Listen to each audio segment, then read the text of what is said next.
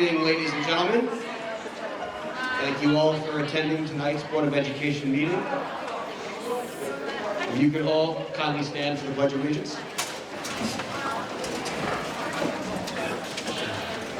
I pledge allegiance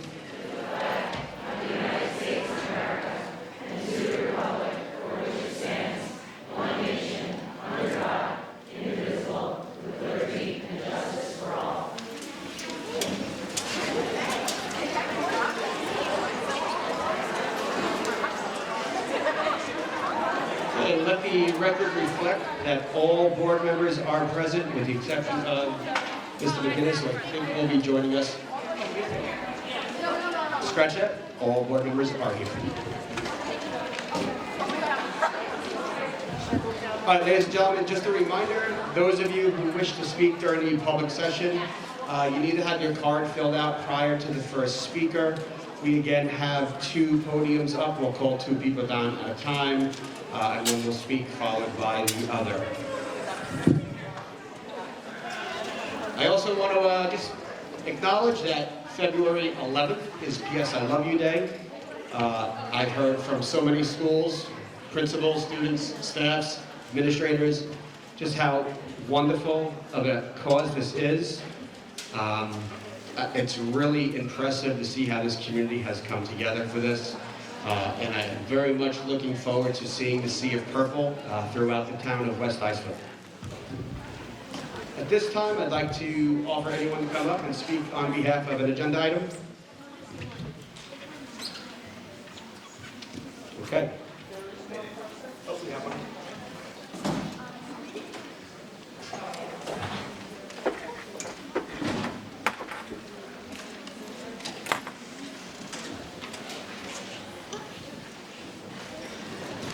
All right, Ms. Abbott-Teller. Yes, thank you. Good evening. I see here on the agenda under President's report, the approval of the Suffolk County Police Department Memorandum of Understanding on school resource officers. I may have missed it somewhere along the way. I'm just curious, do we currently have SROs in our building? We, as a school district, split our SRO with Brentwood, so we see him very, very rarely. However, when an incident occurs in which we need some guidance, we do call and he does work with us. So we are obligated, it's something new, but we're obligated to have a memorandum of understanding in order for him to work with our school safety team. Of course. So he's not in the building full time? No, he's not. On an as-needed basis? We see him he's on call, so to speak, for West Islip. Thank you for that. Okay, thank you. Okay, can I have a motion, please, for the approval of the minutes of the January 18th, 2022 planning session? So moved. Second. Discussion? All in favor? Aye. All opposed? Motion carries. Okay, let's go on to personnel. Mr. Taylor? Thank you, Mr. Fussy. May I have a motion for the approval of the personnel agenda as listed in your backup? So moved. Discussion? All in favor? Aye. All opposed? Motion carries. Mr. Tussey, I would like to recognize we do have this evening Ms. Alexandra Reagan, who I believe is here. If you can stand up. Ms. Reagan has been a lead replacement for us this year and will be joining us full-time next school year. Thank you and congratulations. Okay, thank you, Mr. Taylor. On to a curriculum update, Ms. Morrison. Thank you, Mr. Tussey. 4th grade students at Baloo recently went on a walking field trip to the West Islip Library. Students enjoyed touring the library, hearing all that it has to offer. They listened to a story read by the librarian, they made a craft, and they were able to check out books. It was an enjoyable afternoon for the students, and our pre-K classes are looking forward to taking a similar trip this spring. Mrs. Traver's 6th grade Writers Workshop students at Udall were recently immersed in learning how to apply their creative thinking skills to the writing process by writing their own original stories. And a student then made a suggestion to possibly publish those stories. So they went onto a secure website. All of the students published their stories, were able to share them with each other. I did have an opportunity to check out the website, and I would not be surprised if at some point West Islip was on the map for a famous author. It was a really great learning experience for the students. Students in Mrs. Hudson's pre-K class at Okanock recently learned about why animals can stay outside during the winter without getting cold. It was a great hands-on experiment. Students were first asked to put their bare hands into ice water. They were then asked to put their hands back into the ice water when they were covered with feathers, fur, and Crisco. It really showed them how having that extra layer protected them from the cold. So the kids truly enjoyed it, and it was a great learning experience. Additional peeks at what are taking place in the classrooms throughout the district can be found on the district website. Thank you, Mr. Tussey. Okay, thank you, Mrs. Morrison. On to our board committees. We have the Education Committee with Mr. Antonello. Okay, thanks, Mr. Tussey. The Education Committee met at Beach Street Library on Tuesday, February 1st. In attendance were committee members Mr. Brown, Mr. LaRosa, and myself. Other board members present included Mr. Tussey, Mr. McCann, Mr. Compitello. Administrators present included Superintendent Burns, Assistant Superintendent Ms. Morrison, Assistant Superintendent Ms. Bellotti, and Mr. Taylor. Dr. Bridgman, Mr. Marini of Guidance, Mrs. Langone of Science, and Mr. Kilmartin were also present. They came to the committee meeting to explain to the board differences in AP and IB courses, specifically AP Environmental. They aim to clarify decisions that are made concerning certain courses for the board. The second item discussed was CSIP for the class of 2022. Due to COVID disruptions, the high school has proposed to acknowledge 40 hours with a diploma seal and 100 hours completed with a cord. The third item discussed was an update on the pre-K enrollment that now stands at 242 with a deadline of February 28th approaching. Space and money will be part of future discussions. The fourth item was the Inclusivity update. Administrators like Dr. Bridgman have been meeting with faculty and students to discuss how to help create a culture of inclusivity and to address identity issues. There has been focus on the upcoming Respect for All Week and possibly setting up daily themes for that week. The last item discussed was an SAT update, but the SAT for 9th graders will be done now all digitally with no paper. And the meeting concluded at 7:45 p.m. Okay, thank you, Mr. Antonello. On to the Finance Committee with Mr. McCann. Thank you, Mr. Tussey. The Finance Committee met on Tuesday, February 1st at 7:15. All board members, with the exception of Mr. McGinnis, were in attendance. Administrators in attendance were Mrs. Bellotti, Mrs. Morrison, Mrs. Burns, Mr. Taylor, and Mr. Bossi. So we discussed all the treasurer's reports, all the payroll summaries and financial statements for December. We reviewed the internal claims audit report that was for January. We had payroll certifications and the review of warrants. We had a few budget agenda finance items. We have approval of budget agendas for this evening, some approval of some surplus as listed, approval of a health service contract for the Bayshore Union Free School District, approval of a change order for a construction project on restoration. And the next discussion we had was the beginning of the budget process. So we had a detailed discussion on the tax levy that's allowable for West Islip next year. This is probably the most important step in the beginning of formulating the budget for next year. So with that, we're going to have a series of budget meetings. I'll give you the dates of those. March 1st, March 15th, March 29th, and April 12th here at Beach Street at 7:30. The budget will be presented and discussed at each one of those meetings. I would recommend anyone to join those meetings. There's room for engagement and comment from the public. As a side note, before I was on the board, as I attended those meetings, there was a lot of discussion, and input is very valuable, and things that we discussed in those budget meetings were either added or deleted from the budget as necessary, but input is important. So come to those budget meetings. We had a review of some of the other the tax levy and the tax levy formula, and the first round of the budget that we'll be reviewing as a board will be out mid-February, and then we'll start having those meetings. So the meeting agenda adjourned at 7:25, and look forward to the next one. All right, thank you, Mr. McCann. And while you're there, let's go with building and grounds. All right, thank you, Mr. Tussey. Shortly after the finance meeting ended at 7:20, the Buildings and Grounds meeting went. The same board members were in attendance with the exception of Mr. McGinnis. Administrators in attendance were Mrs. Burns, Mrs. Morrison, Mrs. Pilati, Mr. Taylor, and Mr. Fossey. We reviewed the ongoing construction projects that are going on that were approved either last year in the capital improvement budget or in the bond work. We've got the Manitowoc generator. We're waiting on some parts from that, COVID delays. We've got ACs at the cafeterias. The equipment is here and is being installed. We've got new sound systems in the middle school gyms and at the turf.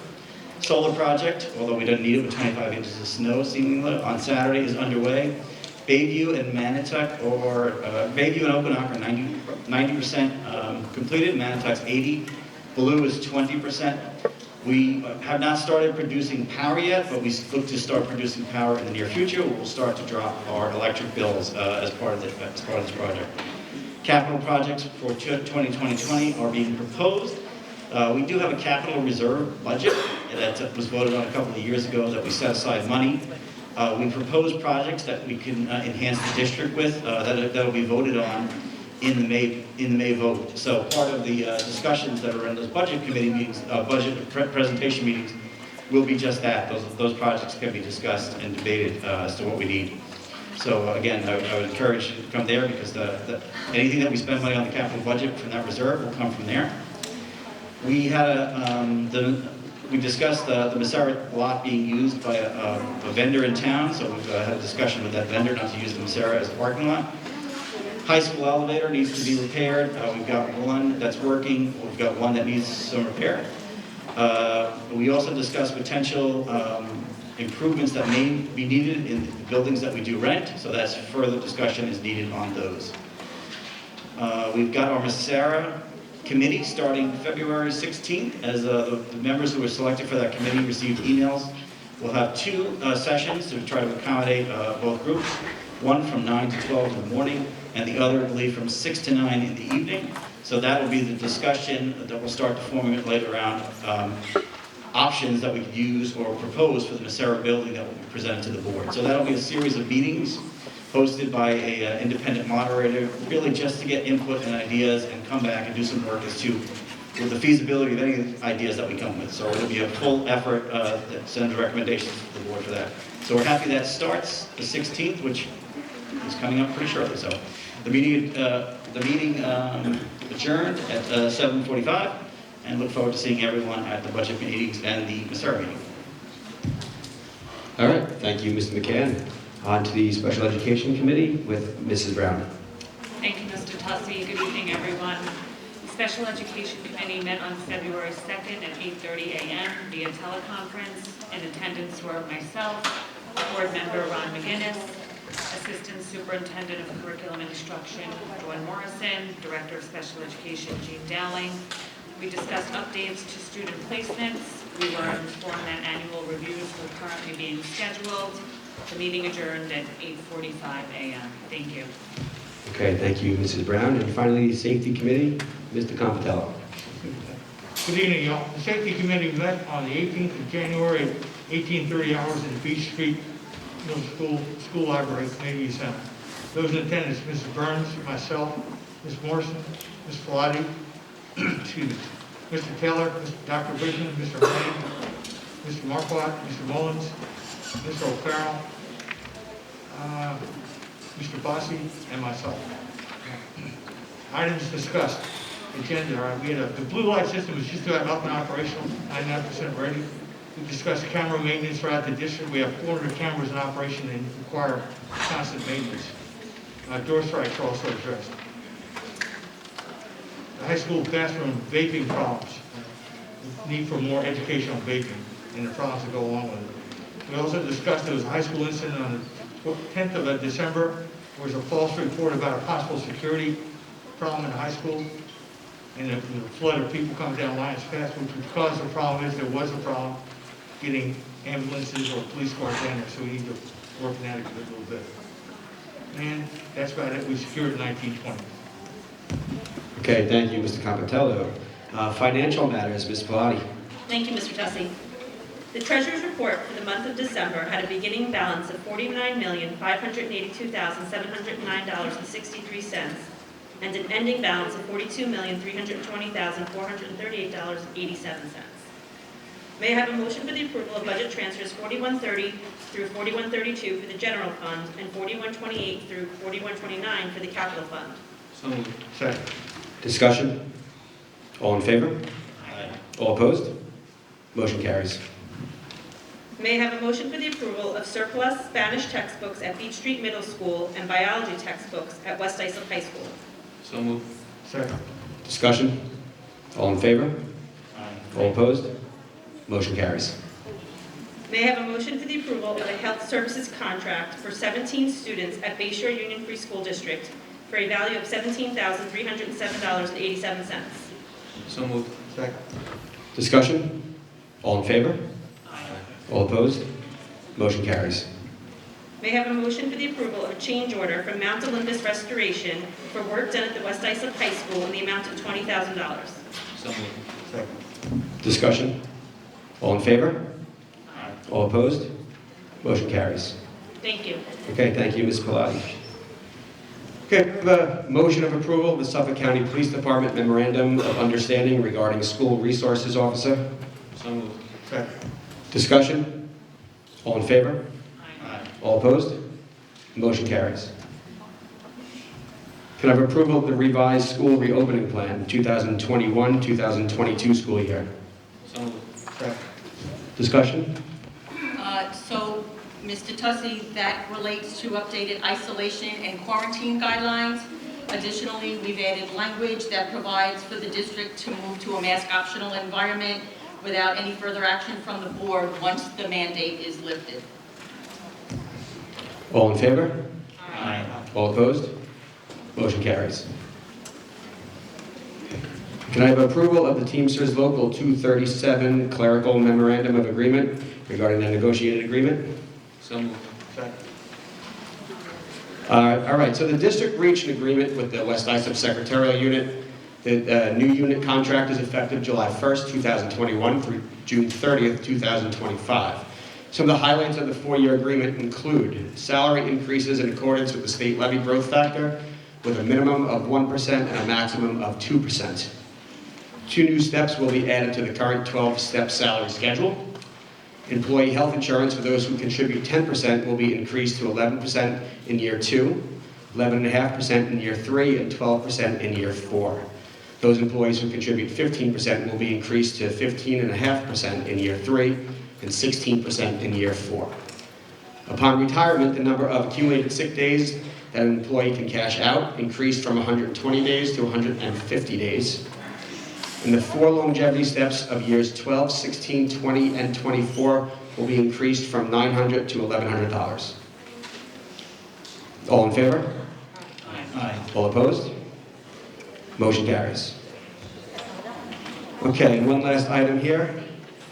So after 28 years of working for West Islip Schools, Ms. Bernadette Burns has informed the Board of Education that this will be her last year. On behalf of the board, I would like to congratulate you on this announcement. It's been an honor and a pleasure to work side by side with you for these past almost 2 years. You've been a true asset and a leader for our students, faculty, and staff of West Islip. While you will be missed, you do certainly deserve this. And with that being said, your work isn't finished just yet. So may I have a motion, please, to approve the Administrator Superintendent, Ms. Burns' retirement effective August 15th, 2022. So moved. Second. Discussion? All in favor? All opposed? Motion carries. I'm sorry, Mr. Tussey. If I could just jump in. Please do. I have some things to say on this topic before we move on. Sat here jotting some notes down, Mrs. Burns. It doesn't come as a surprise to me that you've decided to retire from the school district. You and I have worked together for 15 years here on the school board. Well, my tenure as a school board, yours I think is 9 years as superintendent, and then prior to that, assistant superintendent. Prior to that, middle school principal at Udall. Prior to that, elementary school principal at Captree, right? We're still Captree about that? Okay. And teaching prior to that? Yes. Prior to that, in the business world. So different path that you've come in your life, and now you come to the end of that road here in education, and I, of course, applaud you for all of the dedication to the students of West Islip. And over the course of your tenure with us, I just have jotted down a few notes that I'd like to mention that I've seen you accomplish. And it's a hard job, of course, everybody knows. Any leader or CEO or, person, who is in charge of a large group of students and employees has a hard job. Can't please everybody. Everybody out here knows that as well. But some of the things that we have been able to accomplish for this community and the school district should not go unnoticed. Things like 2 bond projects that improved every single one of our facilities, including our athletic fields, our music suites, our STEM rooms, and that's just to name a few. The job that you perform does not stop. It's morning, noon, night, and weekends. So when we're enjoying a show up here on stage, Mrs. Burns is in the back watching those children perform and thanking her teachers for getting them to a certain point. That is not an easy juggle to make in anybody's life, and she has done it, tremendously.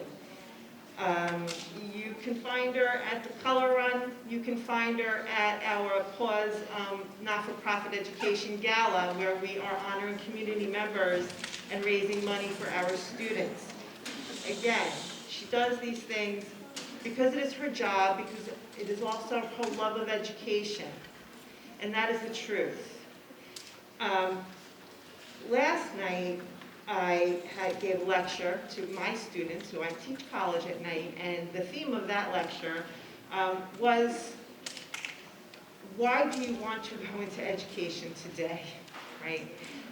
What is your purpose? And these are future teachers of America that I teach. And is it cut out for you? Is it meant for you? And to be able to stand up and do this job, you have to ask yourself that hard question. Because the rewards are many, the challenges are great, and sometimes it seems like it's too much to bear.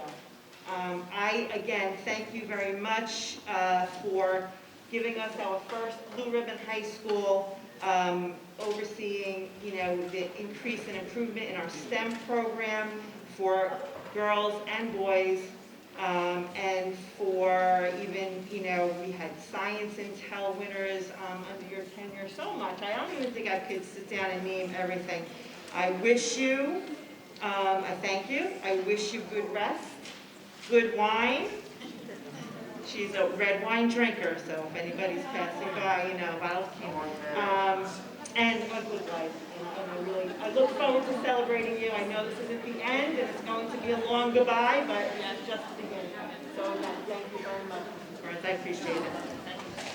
Very nicely said, Ms. Evans.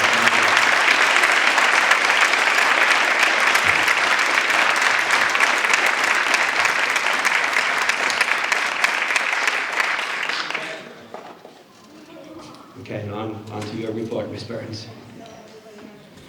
Thank you, Mr. Tussey, Mrs. LaRosa, for your kind words. I would like to thank the board for the opportunity to serve this district for 28 years and as superintendent of schools for the last almost nine. It has not been without its challenges at times, but I have had the privilege to work with an amazing teaching and support staff and unparalleled administrative team, as well as 13 different board trustees, all of whom have worked tirelessly on behalf of the students and the district. I don't think anybody could possibly understand the time that they volunteer to support the children. Thank you for the ride of a lifetime. You're stuck with me for another 6 months. Yeah, So. all right, we'll keep you around. In other news, the district has been informed that it will receive COVID test kits for distribution to all student households that would like them prior to the February recess for use before students and staff return to school after the break in February. So, of course, they're anticipating that people will travel or enjoy themselves, and so in order to ensure a safe environment, They are offering those test kits, and we will have them for you. We're going to work it out. And once we learn the specifics, we will inform the community of the information as to how to pick them up. A special thank you to the PTA Council and all the volunteers who worked the blood drive last week. 69 donors resulted in 207 lives saved. So we're grateful for such a wonderful.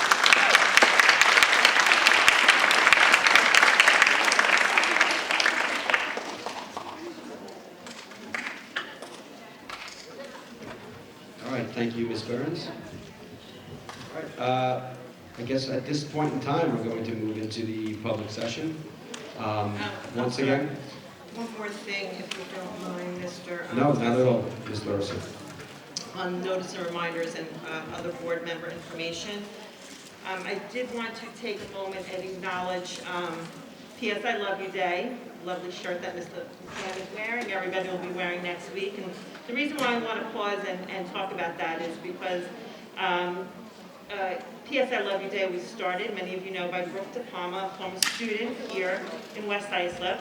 When she was in middle school, her dad, Joe DePalma, committed suicide. Joe was a very good friend of mine, and so every year I kind of take a moment and reflect on him and that time. He was a wonderful guy. He was Mr. West Islip, president of the Chamber of Commerce here in West Islip. Did so much work with the school board, trying to help us, whether it be passing, budgets and bonds to get the school what they need. He was just there and trying to do everything. Former NYPD police officer who had been retired from his job and really dedicated his retirement to doing volunteer work in the community. I saw him probably 5 days before he took his life, and it was actually in this building, in the boardroom, where we were discussing dedicating the high school music auditorium on behalf of Doc Fury. And he was advocating for that at that moment in time. So up until the last days, he was really out there working. And nobody can really understand that mental health crisis that we all go through, and the person sitting next to you is feeling. When you think that you lose your temper or everything's okay, it's not until you walk into their shoes. I'm guilty of that for sure.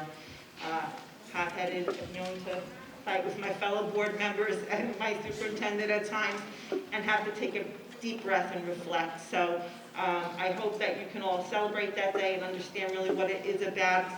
It's not Valentine's Day, it's PS I Love You Day, and it is in reference to that mental health issue of suicide. And so give them a shout out and support if you can. So thank you. Thank you. All right, so once again, before I call down our speakers, I just want to remind everyone, if you could just say your name for the record, please.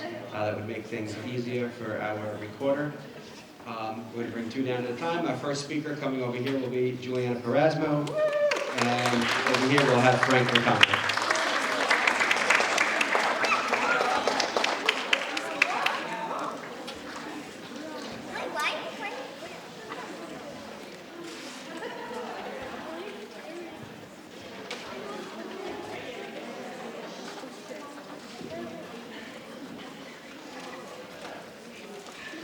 All right, Jules.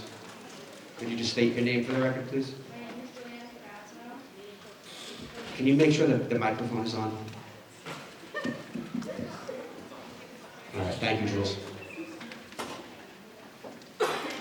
Think back to your middle school and high school years, I think those were some of the best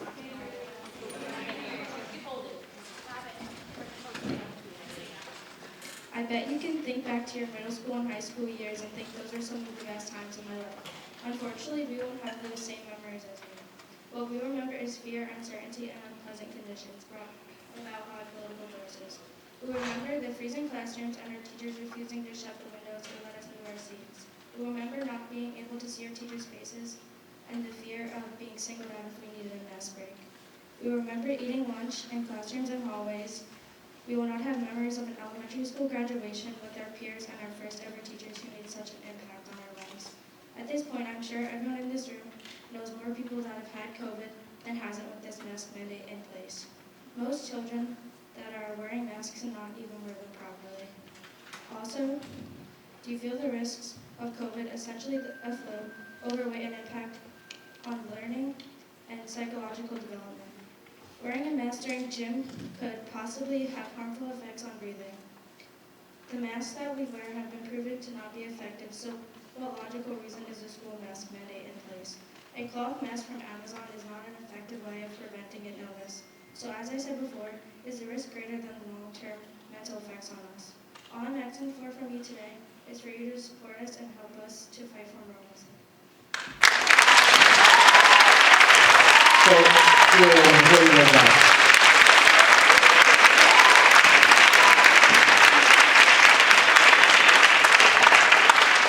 obviously, Juliana, I've known you since, I guess, at least kindergarten. And I've seen you grow up through the years. You've been to my house, you've slept over, you've swam in my mother's pool. And I've seen you have a tremendously wonderful childhood. And I can tell you that there's not one person who sits up here that doesn't want you to experience the best education and the best life that you can get. And I know the same is said for your parents, and I know what a great job they've done raising you. And I could promise you, not as Anthony Tussey, the board member, but as Anthony, the guy that you know at 35 Westminster Lane, that we will, and we will continue to fight for you guys and do what is best for all our students here in West Islip. So thank you so much for coming up here and being great.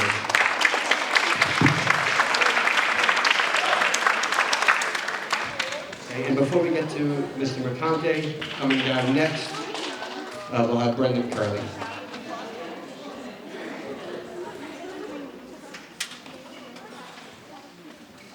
All right, while he's coming down, Mr. Mercante, the floor is yours. Thank you.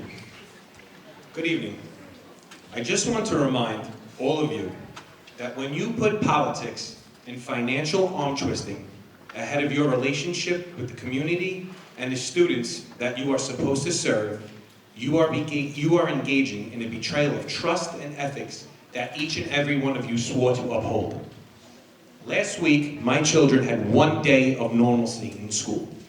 When my daughter came home, she was so happy. She said she saw kids' faces that she never saw before. As I was standing outside of Bayview, watching my sons go in, I saw smiles from all the children. The damage these restrictions have caused far outweigh the threat of COVID. The bigger threat comes from Governor Hochul with her unconstitutional mandates, which each and every one of you support.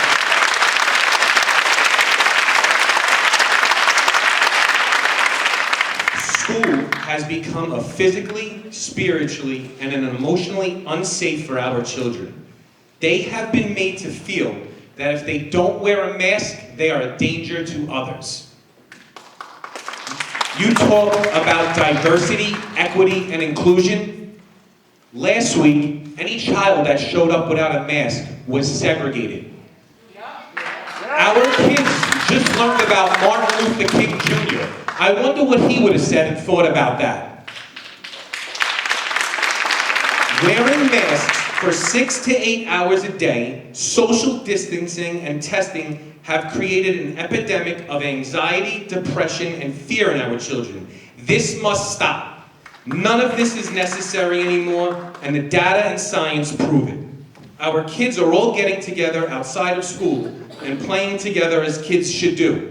Then they come here and are forced to wear them. What sense does this make? None of it is based on logic or science.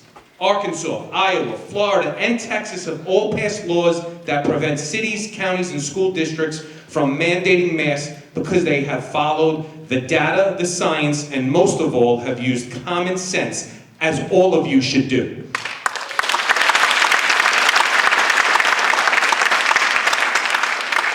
Mr. Tussey, all we hear you say is you're not the health experts. You're handing out kits to people, that seems like a medical expert to me. Let me tell you something. You decided to be a health expert when you broke quarantine for your own selfish reasons. You said you had a doctor's note. I'm sure if I had that same doctor's note, that would have meant nothing to this district. That doesn't make you special. If anyone, you should follow the rules more than anyone else. The amicus brief you decided not to join was not a matter of health, but a matter of an unconstitutional matter. When I spoke to Mrs. Burns about it last week, she was kind enough to give me a few minutes of her time. She said it was a board decision. Well, as president, you should have taken a few minutes of your time and reached out to your fellow board members to see what was going on and update the community. The deadline kept getting pushed back, and nothing but silence from our board. I feel you are not fit to sit on that board as president. I heard something you said on your Facebook Live Meet the Candidate that stood out to me more than anything else you said. You like to be the center of attention. To me, that's all this is a power grab for you. You like waving and smiling down Higby Lane during homecoming for pictures and everything. Instead of doing that... All right, do you have a question, or are you just going to sit here and berate me the whole time? I'm not berating you, I'm almost done. All right, I believe our time is up, and I do want to respond. Either step up or step down. We went from 14 days to slow the spread, to wear a mask, get vaxxed, get a booster, get another booster. It's time to move forward. It's time to start learning how to live COVID. Let's make this about choice, personal choice. Enough is enough. My wife and I make the health decisions for our children. Not you, not the board, not the future superintendent, and especially not a tyrannical governor up in Albany. Okay, I'm not going to comment again on the mask mandate. I don't expect you to I'm not going to comment. comment again on not listening to the community. I'm not going to comment on the case that is currently in the I didn't expect you to. courts. I'm not asking you to respond as well at this moment right now. I could respond if I on wanted. the amicus brief as well, as it's all been covered. What I do want to let you guys all know is that while we sit up here, the 7 of us, claiming like that we really love the center of attention, understand, what I'm about to say is probably going to wrinkle some feathers, and I apologize because I don't mean to be offensive at all. But understand that those of us that are up here are volunteering our time. That volunteer time was a choice that we made.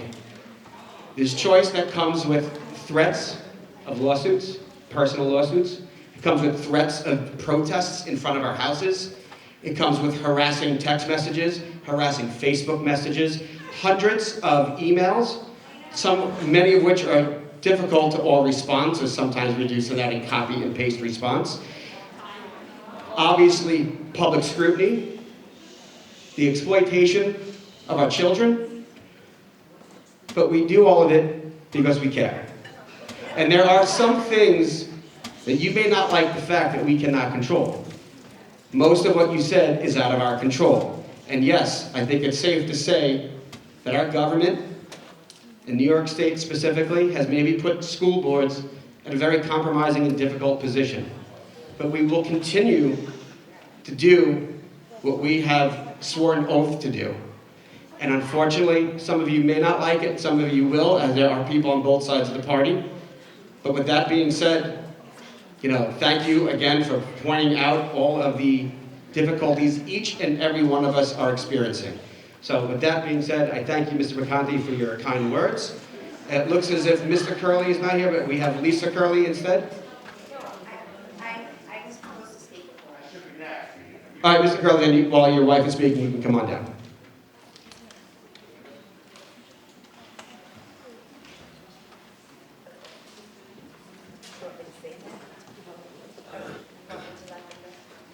Can I let somebody know something that doesn't come to us? Oakwood Knox School District is on Tucker Carlson right now. That sounded exciting. Can you repeat it? I didn't hear what you said. I said Oakwood Knox School is on Tucker Carlson.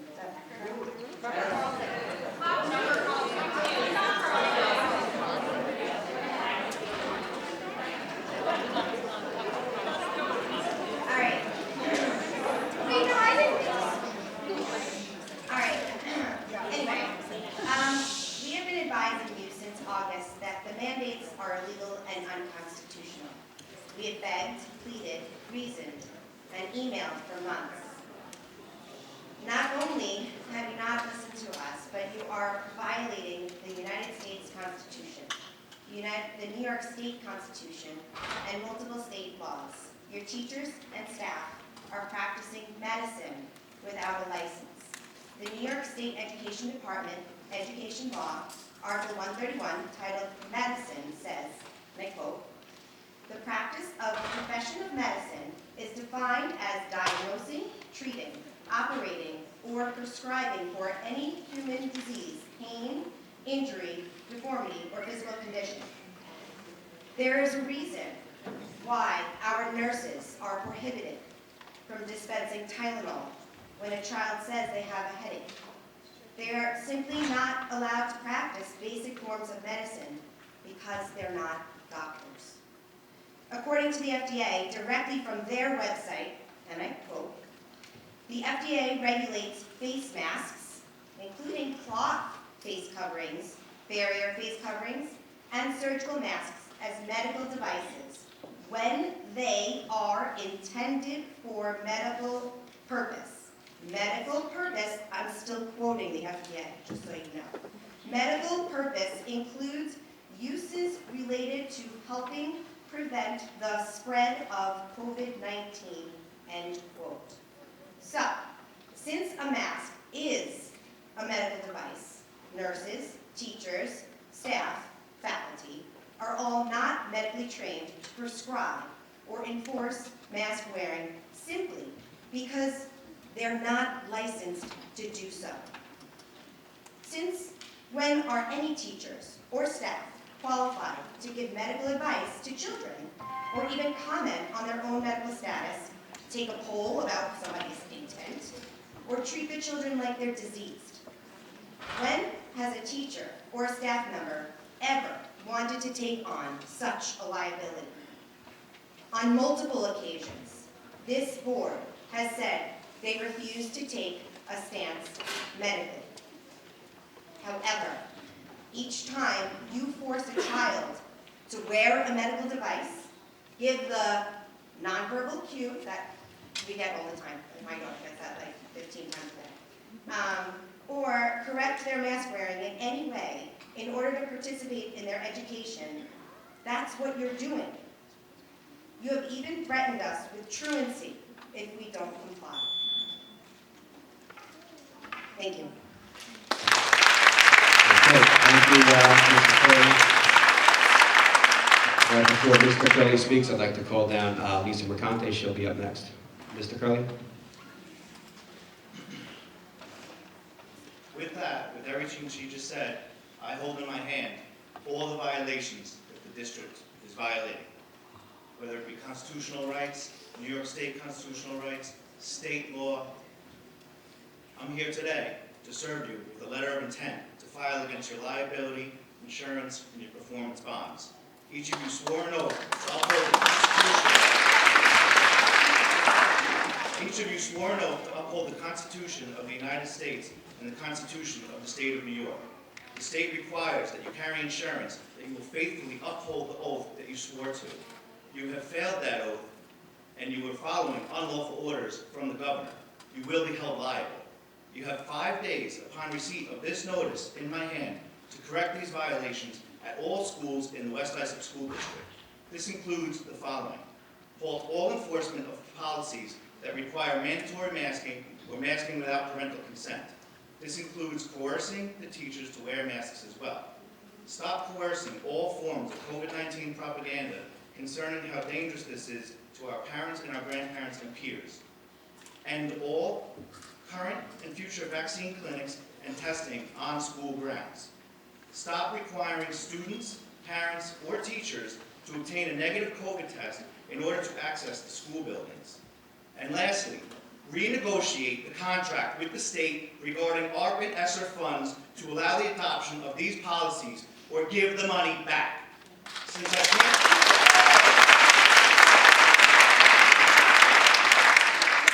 Since I can't physically walk up on that stage without 7 security guards coming up to me, consider this service. We're submitting this on record, and we're giving this to Mary Hop, the district clerk. Each of the board members, as well as the superintendent, has now been served. Thank you.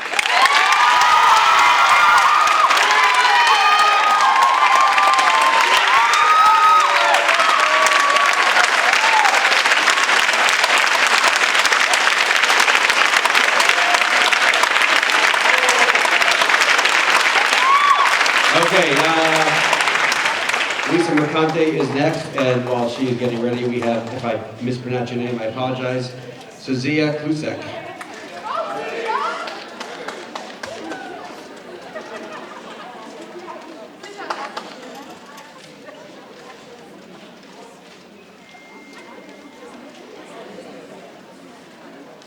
Okay, Mrs. Mercante.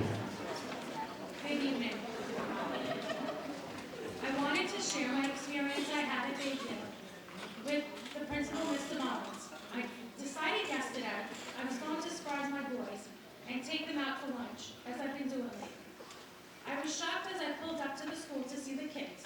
We're out front playing in the circle with cones blocking the ends of the circle.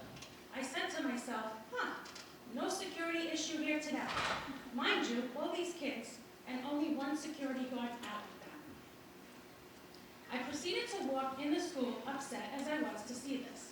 I asked to speak to Mr. Mullins, as he already seen me as he walked down the hall and came over to me. I asked him, Mr. Mullins, are the kids being outside right now no longer a security issue? He looked at me and said, with his hand over his chest, I feel comfortable enough to have them outside. How ironically that he felt comfortable enough yesterday when he didn't feel comfortable enough 4 months ago at a Halloween parade.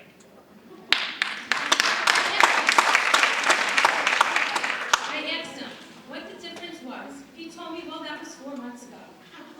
I continued to ask him, what is the difference? He then told me, do you see 500 parents standing out there? And of course, no, but isn't that worse? Are parents going to kidnap their own children? We have been doing this for the past how many years now? I also told him that there could be anyone sitting in the car watching these kids attempt to grab them, mind you, with only one security guard and all these kids out there. I also told him he only does what is right for himself at any given moment and makes up his own rules, as you all do. It's not about the Halloween parade anymore. It's about the lack of consistency that is totally unacceptable and continues to happen in this district. He proceeded to say, oh, come on, waved me off and walked away, shutting the door in my face. Sorry. Okay. Mind you, the second vestibule door was wide open for the kids to go in and out, or anybody that was in that vestibule during recess. Again, that's a security issue in itself, isn't it? So as Mr. Mullins couldn't give me an answer on what the difference was, Mrs. Burns, please tell me why the kids were outside yesterday with one guard, and 4 months ago it wasn't okay because of security issues. No custody battles yesterday going on? Just wondering. What is the difference between 4 months and yesterday that they were allowed? My child was out there yesterday. Mrs. Mercanti, I will have to follow up with Mr. Mullins. However, I think his point is well made. There's a big difference between having a group of children outside on the front lawn, which they engage all the time in all buildings in various activities, whether they're out there reading a book or whatever. And on the front lawn. I understand, but I think we have to remember that when you have children outside parading around with 400 or 500 minimally people, strangers to some of them, that can pose a greater security hazard. But I will follow up with Mr. Mr. Mullins in the morning. So, let me go on. Anyway, there could have been a pedophile watching out there. There could have been an active shooter, one guard, whatever. Let's go further about security. You stated in the AARP ESSER funding plan that the district will invest in additional school safety personnel in our schools, $200,000 in 2021-2022. Please explain what additional personnel was added. Did you hire secret services? We added a second security guard to every building, every elementary and middle school in the district at the beginning of the school year. A second security guard to all A sixth school safety officer, correct. And they're there all day? Correct. Because I only see one at Bayview during the day. That may be, but there's two. There's two. There wasn't two out there, so that one, it was okay outside. Okay.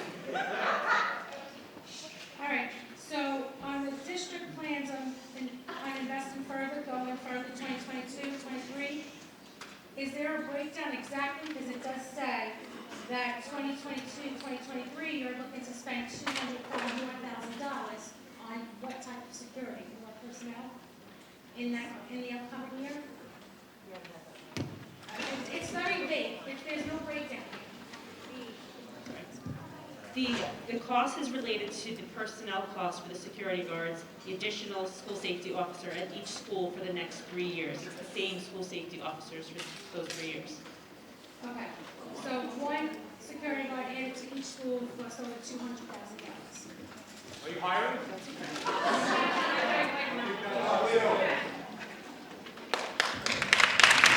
Okay, thank you, Mr. Councilman.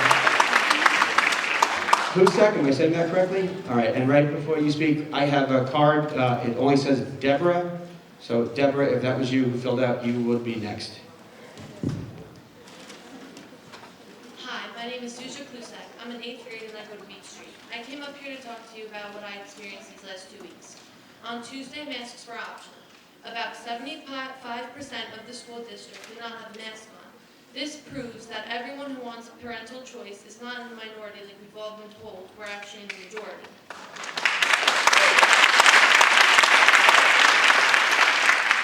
We don't want to take the masks away for everyone. We just want a choice.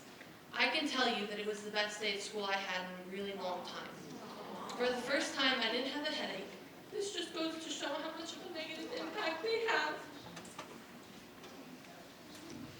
Take a deep breath. No rush. I really don't think you guys understand how it feels to have something that's restricting your breathing on your face for 7 hours a day. When I found out we had to wear masks again on Wednesday, I was really upset. At first I was scared to stand up for myself because I was worried I was going to get in trouble, so I just put my mask on. On Thursday, I decided I was going to stand up for something I believed in, and I didn't wear my mask. I was sent into a separate room segregated with the other students who were doing the same thing I was doing. The whole point of learning about history is not to repeat it, but that's exactly what's happening. In there, all the blinds were shut, and during passing time, the substitute teacher stood barricading the door in front of the window so no one could look in. I couldn't even wave to my friends. Another thing that made segregation even worse was the fact that I didn't get a proper education the days I was in there. I was given busy work, and on the first day I was allowed to ask my teachers questions, but on the second I wasn't. The substitute teacher that was assigned to us was no help. Whenever I asked him a question, he replied with, "I don't know." Whenever we wanted to text our parents, the sub wouldn't allow us. It isn't fair that just because of one belief I got treated so differently. Everyone deserves a proper education, and I care about my future. Every day, more and more students joined. I think the school got worried, and that's why on Tuesday they sent out an email saying that if we don't put a mask on, we get sent home. I didn't want to miss school, so I put my mask on, and the first thing I got asked by every single one of my friends and classmates was if I got in trouble and why the room wasn't an option anymore. On the first day, my principal made it extremely clear that we weren't in trouble, he wasn't mad at us, and this wasn't going to affect the student-to-teacher relationship we all had. After my friends asked me those questions, I connected the dots. The administration wanted us to look like we were in trouble, so more kids would be afraid to stand up for what is right and what they believe in.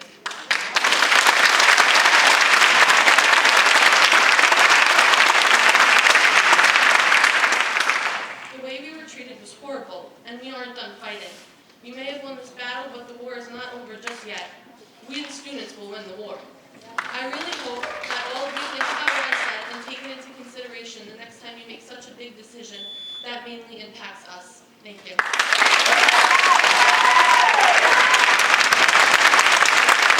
Thank you so much. The words definitely resonate. Obviously, many of us up on this board have children that are in the schools as well, wearing masks all day. We are teachers up here on the board wearing masks all day, and we understand where you're coming from, and we can only hope that this mask mandate will come to an end soon, and we can all move forward in the right direction. Thank you so much for speaking. Before Deborah speaks, I'd like to call down Rose Hicks. She will be next. And Deborah?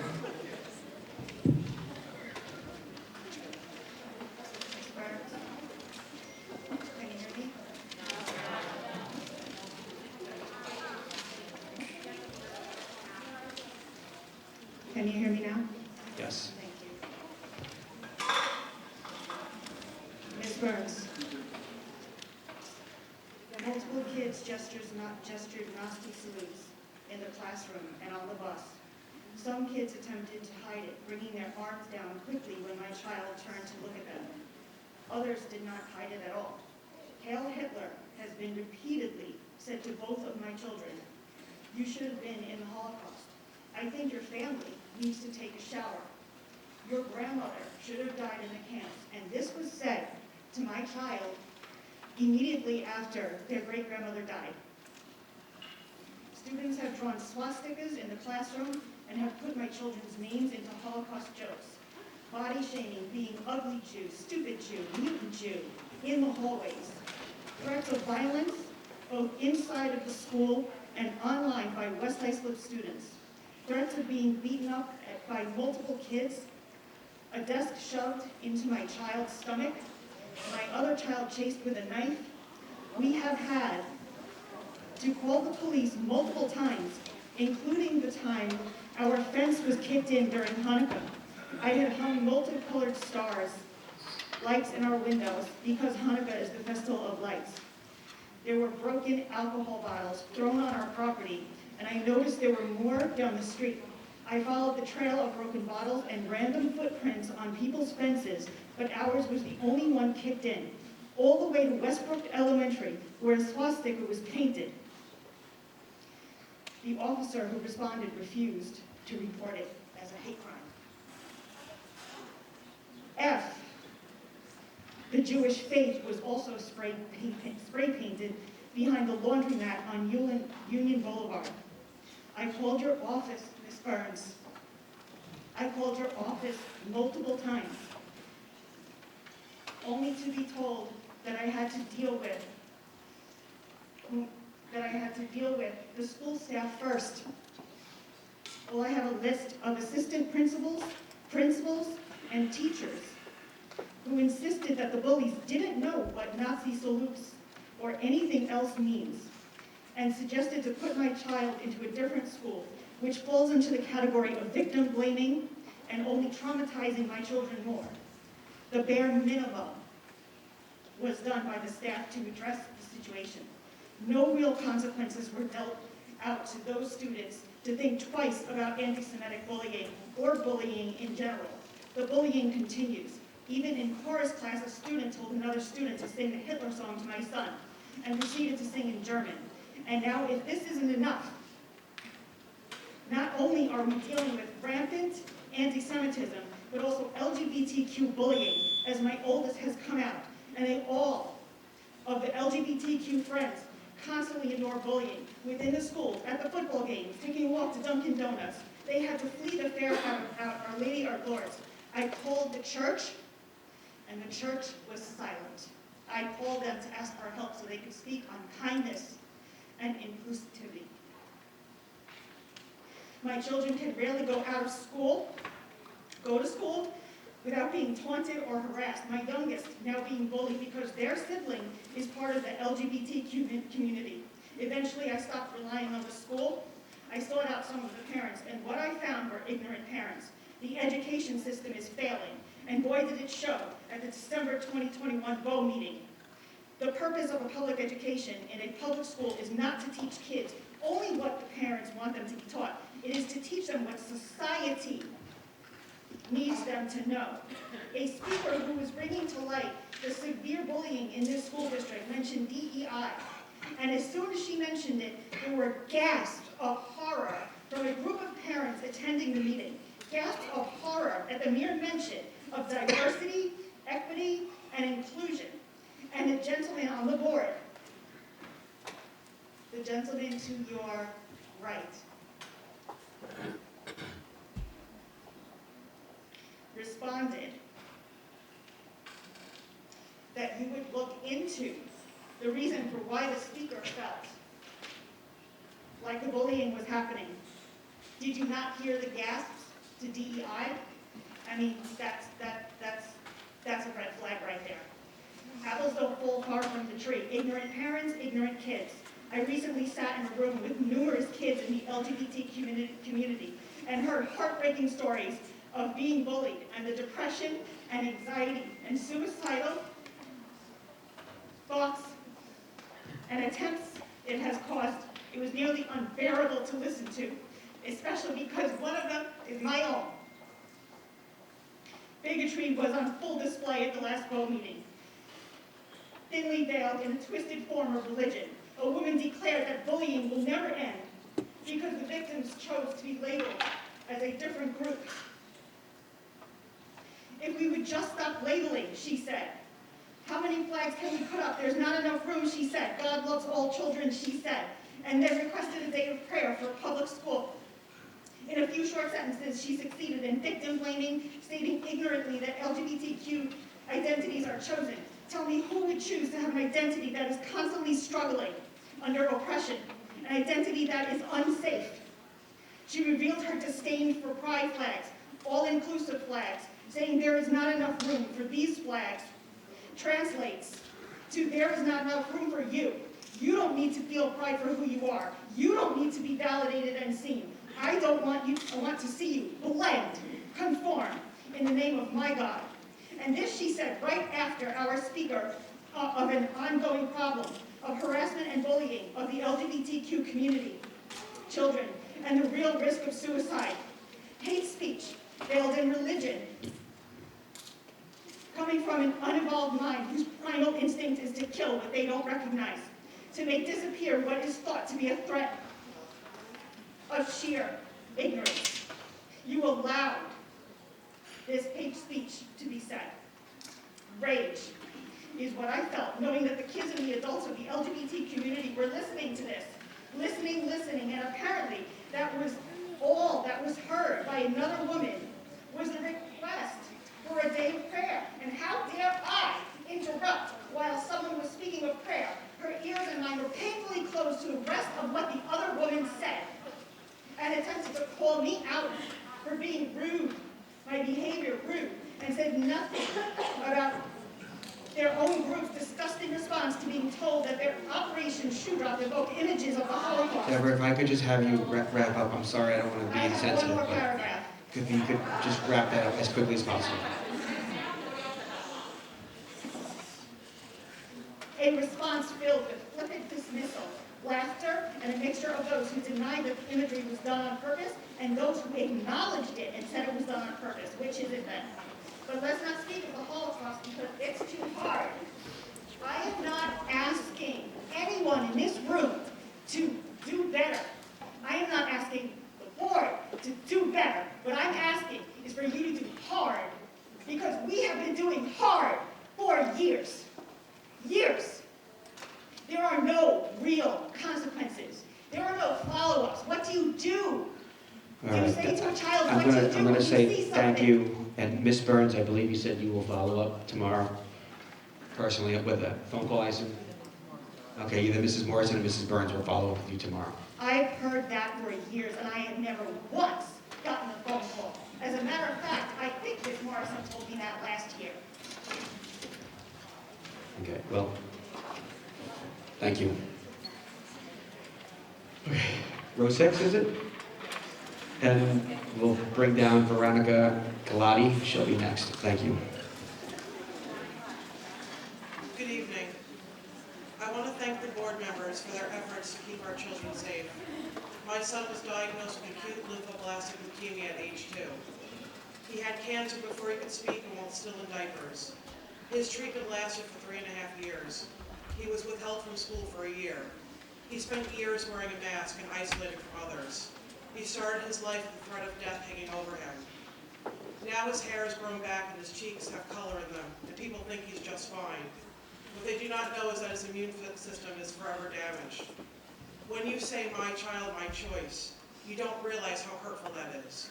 Your choice affects my child. and my son has the right to a safe education. There are many children that can become very ill and die from COVID. These students are sitting right next to your children in the classroom. It is my prayer that no one here ever sees their child laying in a hospital bed. The feeling of helplessness is indescribable. If a mask keeps other children safe, why would anyone fight that? The hospitalization rate is rising for all children, whether they are immune compromised or otherwise healthy. As a community, we should be doing all we can for one another. When did it become acceptable for our own needs to come before others? I urge you to think about my son when you're protesting. He has a face. He has a name. I want you to think about how other children may suffer. I also wanted to speak to the young people in the auditorium tonight. In my many years of teaching, I have had children come out to me as gay, lesbian, and non-binary. My response is always that you are loved and accepted. It is my hope that every student, teacher, and community member will accept you for the amazing human beings that you are. I'm truly sorry that you have had negative experiences in the district. Please know that you're treasured and held in high regard. And please remember that our love is always greater than any hate. Thank you very much, Mrs. Hicks. All right, so we have Veronica, and we'll call down Rosa Randazzo will be next. Ms. Galati? Good evening. For those of you who may not be aware, there was a bullying incident on social media involving some students from Beach Street Middle School last week. As a result, Mr. O'Farrell sent out a notice to parents vowing to do his best to restore a positive school environment. I actually sent an email, I believe Mr. O'Farrell, I'm glad he's here because I didn't get a response, but I included you two, Mrs. Burns, along with Ms. Lodkins and Ms. Brown, who are the student counselors at Beach Street. So as of today, I haven't gotten a response, so I figured this would be a good forum to read that. I too was very disheartened to hear that the young Beach Street student felt the need to express themselves in such a harmful and destructive way. In the letter sent to parents, it was stressed how you continually talk about kindness and respect being the core values of our school community. And this is certainly a noble statement, and one I believe every parent agrees with, including myself. Unfortunately, I take great discomfort in pointing out that this mantra in West Islip that you preach doesn't seem to be the approach that numerous teachers and staff members and administrators in your buildings apply when they interact with students with differing viewpoints. For the last 2 years, young and healthy children have experienced a school environment which teaches them that their own mental health is much less important than making adults feel safe.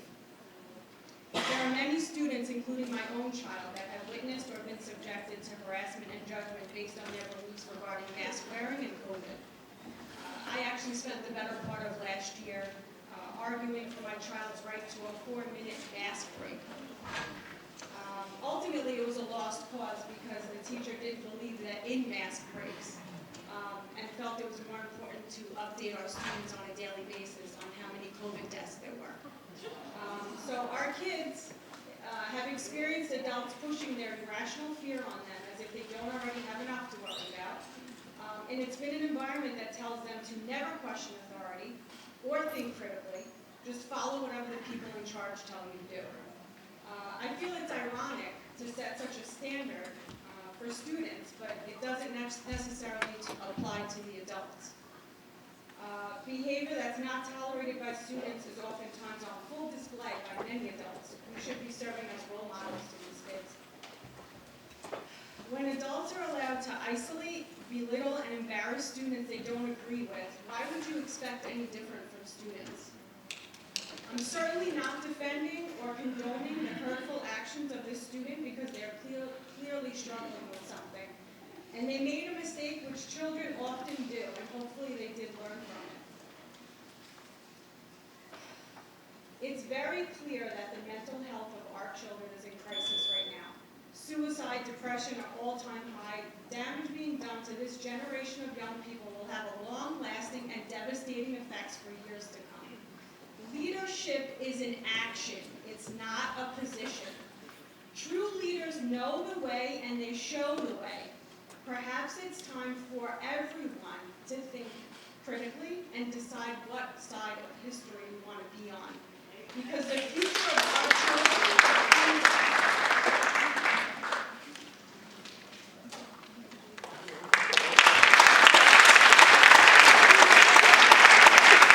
Thank you, Mrs. Galati.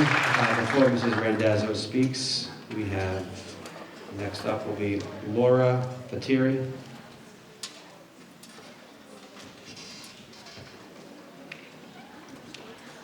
Mrs. Randazzo?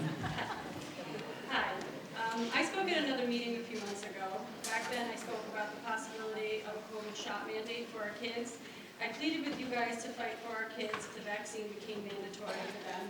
I actually spent several hours back then preparing for that meeting. I researched, I quoted, I cited my sources, all in vain, because I realized that after all these months, and especially over the last week, I realized that it really doesn't matter what we say up here or what we email you. Not a single one of you up there cares. I wonder, are you even listening when we speak? I believe you hear the words, but nothing more. It doesn't matter what we say or what we ask or even what we beg. You've already made up your minds, and it's sad to say that your mind leads you to one thing, the money. You really should all be ashamed of yourselves. And honestly, the principals in the schools should be ashamed too, because even if they have their own opinion, they just listen to you. I think I definitely can speak for the majority of us here tonight when I say that we are still here and we are still fighting. But the time is coming when we won't need to ask anymore. We will prevail and our children will have their rights again. I'm appalled at the utter lack of compassion that you have for our children, especially you, Mrs. Burns, and I'm sad to say it. I have a question. Did you go to the schools? Did you see any of the buildings last week when masks were optional for that one day? No, that night, no. You didn't. I mean, that's okay, that's all right. But if you had gone, you would have seen that the majority in all the schools of children were not wearing their masks.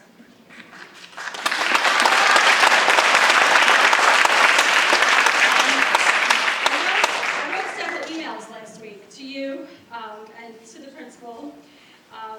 Many of the other constituents did the same. My son, along with many others, continued to come to school without his mask. And he was segregated and punished. Even though they said that he wasn't going to be punished, he was punished. When you saw that we weren't giving up and that more kids were joining, you resorted to threats. You had intimidated all these children and scared them back into submission. But you think you've left us with no choice. How dare you? How dare you say that you're doing this for the safety and benefit of our children, not allowing them to participate in sports, music, gym, lunch. They weren't allowed to talk to their friends. They had to sit in silence in their segregated classroom. How does that benefit them? When you see an overwhelming majority of families sending their children to school unmasked, how can you still suggest that we are the minority in this town? I think it speaks volumes about your characters and your motives when you can all clearly see where the community stands on this issue. But still, after all that, you dare to say that the community is for mandates. We keep asking you to fight, but we know that you won't. You don't care about the kids, you don't care about their education or their health, and you certainly don't care about the truth. So at this point, I only want to ask one thing. Can you just stop lying?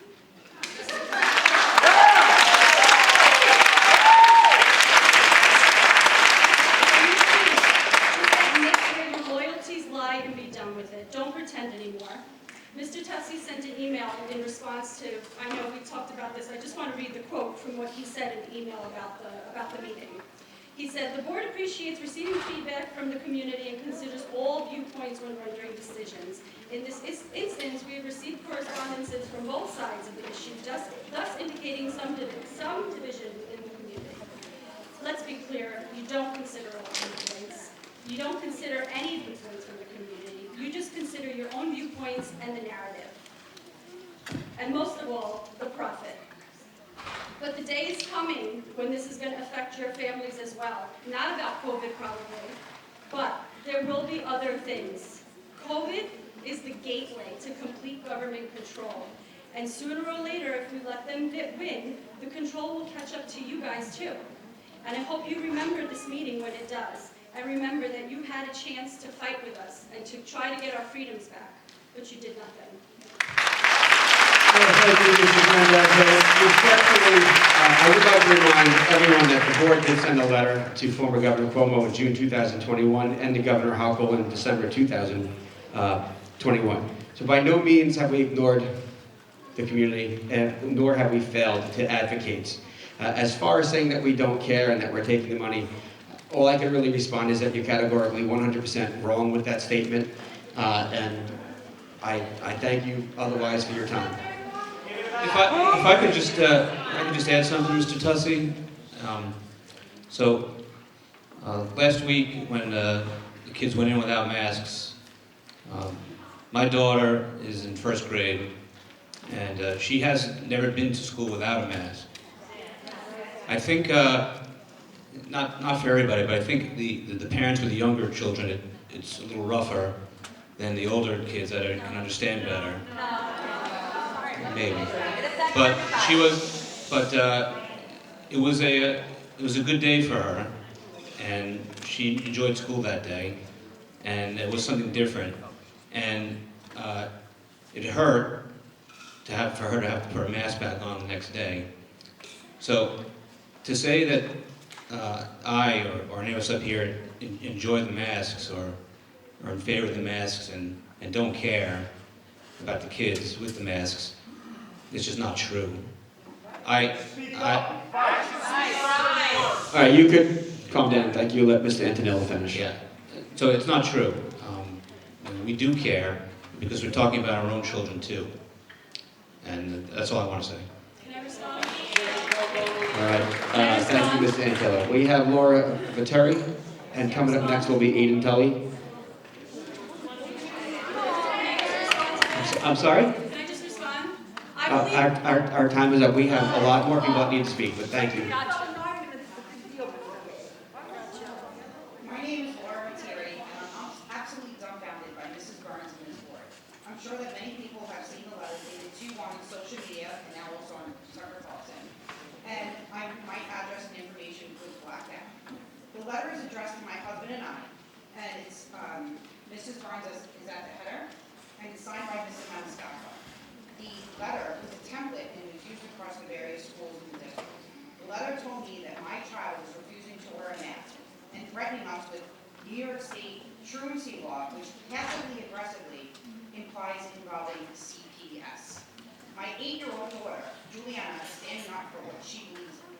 She's been tortured with these masks. She's had constant headaches. She's had acne on her face. The bands irritate her ears, and she's done with them. In addition, my kids and I tested positive for COVID on December 29th of 21. It was a fast-acting cold, for my 2 children, and my middle child is asymptomatic. I too was barely sick. So at the end of COVID, which only lasted a max of 2 days for my kids, Juliana turned around to me and asked why the world needs to be shut down for all this time. In addition to that, now that she had natural antibodies and can't catch COVID or pass COVID for at least 3 months, there is no point of her or us to wear a mask. The CDC and many other outlets have confirmed that there are natural immunities minimum of 3 months, possibly up to 6 months. Isn't the point of masks to stop the transmission of COVID? So my 8-year-old is smart enough to realize that she can't pass or get COVID. Then there's no reason for her to wear a mask. So she stood up for herself at school and said, I'm done. I'm not wearing my mask. Burns and the Board of Ed, are you aware? I'm sure you're aware of the email that I sent you yesterday, and none of you responded. Senator Boyle offered, his office advised me that the decision to enforce the mandate is up to the school board. That is not true. Not according to That his is not office. true. There are many schools That is not true. that can You are convene absolutely or incorrect other about that. Are you going to let me finish? Because you had your time. What does West Islip do? They choose to not listen to their community and are forcing children to mask up when it doesn't make sense. You took it one step further with segregation and threats. You threatened an 8-year-old. Why do you do this? Because Hochul told you to, or because you were bought by the $3.7 million that you received from CRRSA fund and $1.4 million from ARP money So our children's health and well-being were approximately $1.5 million also. My daughter misses seeing her friends' faces in school, and she gets to see them at home or in play dates or at her friends' houses, wherever we decide to congregate. When we go to restaurants, she can sit right next to her friends without a mask on, but when she goes to school, she needs to sit 6 feet away from her parents, her friends in the cafeteria.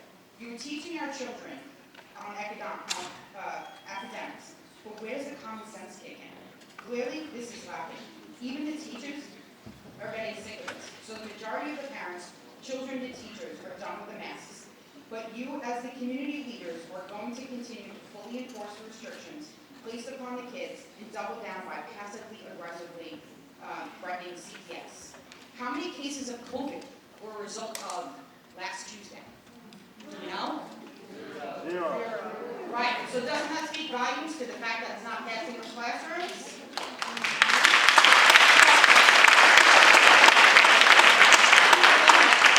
I started to do my own research on trends, and I called family and friends around the country that are in Phoenix, Nashville, Florida, and Houston that do not have these mask mandates. And guess what? They don't have any spreads in their classrooms. Let's be real here. COVID from 2 years ago was terrible. There's no denying that. COVID from a year ago is not as strong as it was from the year before. The COVID virus of today is a cold or flu, and the numbers are being inflated by the fake news. So, our doctors told my father that he can't catch COVID, and he cannot catch COVID, but he did, and it didn't kill him, which they threatened us that would happen because we were unvaccinated. The fears, your fears, are clouding rational thinking and behaviors. This insanity needs to stop. So many people that were previously for masks and vaccines are now changing their mind. COVID of today is not COVID of the past. It's time to move forward and get back to normal. How do we do this from a school perspective? It starts with you. Do the right thing here and ease up on your hardened heart and be human again. Your fear is going to cripple these kids as well as a community, and please don't allow our children to be born.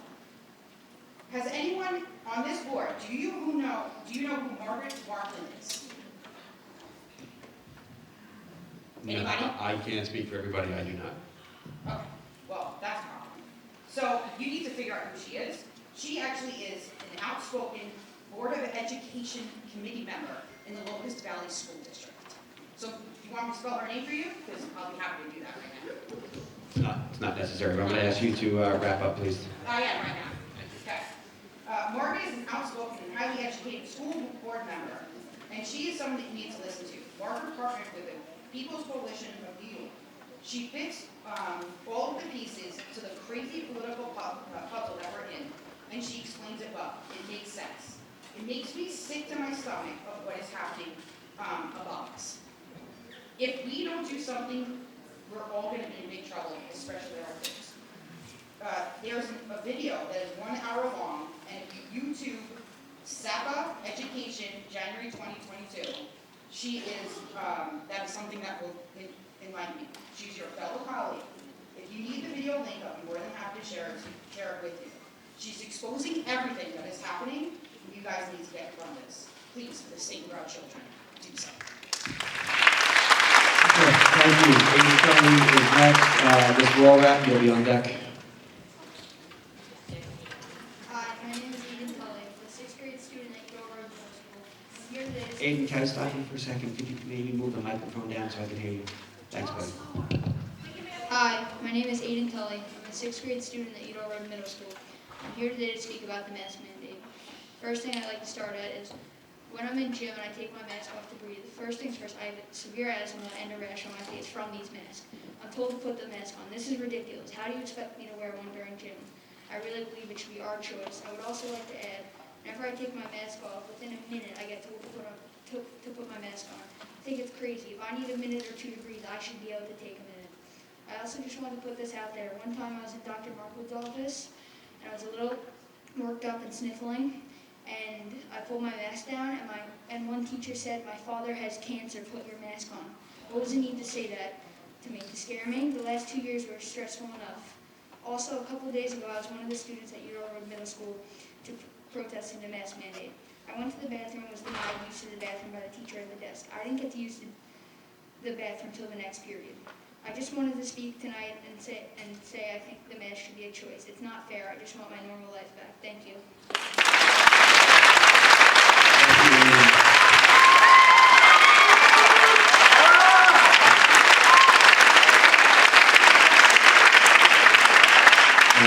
Before we hear from Ms. Walrath, the next speaker coming over the podium, if I'm saying the name right, based on how it looks, is Alexis Delorenzo or Delenzo? Are you here? Okay, great, thank you. All right, Ms. Walrath. Thank you. Good evening. Tonight I have some questions for our school district's attorney. I'm sorry, I can't read. My eyesight's not that great. What's your name? David Arnson. Arnston? Okay. Mr. Arnston, who is the only governing body in the Ms. state? Walrath, I'm not going to let you proceed. Just so you know how protocol works, can you ask us the question, and then we'll follow and we'll ask the attorney. That's just how the protocol goes, so just to keep things. Sure. It's That's just, okay. it's law questions, so. That's okay, all right, thank you. Got it. Okay, so who is the only governing body in the state of New York with the ability and authority to create laws? The legislature of the state creates laws, and the legislature of the state has the power to create situations where administrators can create regulations to enforce those laws. Correct. The New York State Legislature, the executive branch, including Governor Hochul and including the Department of Health, do not have the ability to write law. Has the New York Legislature extended enhanced powers to Governor Hochul? The enhanced powers that they extended to Governor Cuomo? Powers that could circumvent the need for the state Senate and Assembly to vote on a proposed law? I'm going to have you answer this question, but when you're done, my suggestion is going to be if you could put this in email writing to us, and we'll forward it to the law office. Thank you, though. This is, yeah, so it seems as if you're have looking for this confirmation of, it seems you're looking for confirmation of history in the law. I want to make sure that I'm So- giving appropriate. I understand, but I would love, I want to hear from everybody tonight, so if you have a question, if you could just get right to the question. Mr. Tussey, everyone gets 3 minutes to speak. I have plenty more to say. I'm not cutting you off your time, I'm just asking you to state You your just question. keep interrupting me. Okay? The answer is no, they have not. In fact, in a letter dated January 28, 2022, members of the State Assembly wrote a letter to Governor Hochul. Are you guys aware of this? Yes. Good.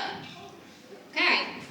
In it, the New York State Assembly writes in part, and I quote, "We urge you to drop this appeal.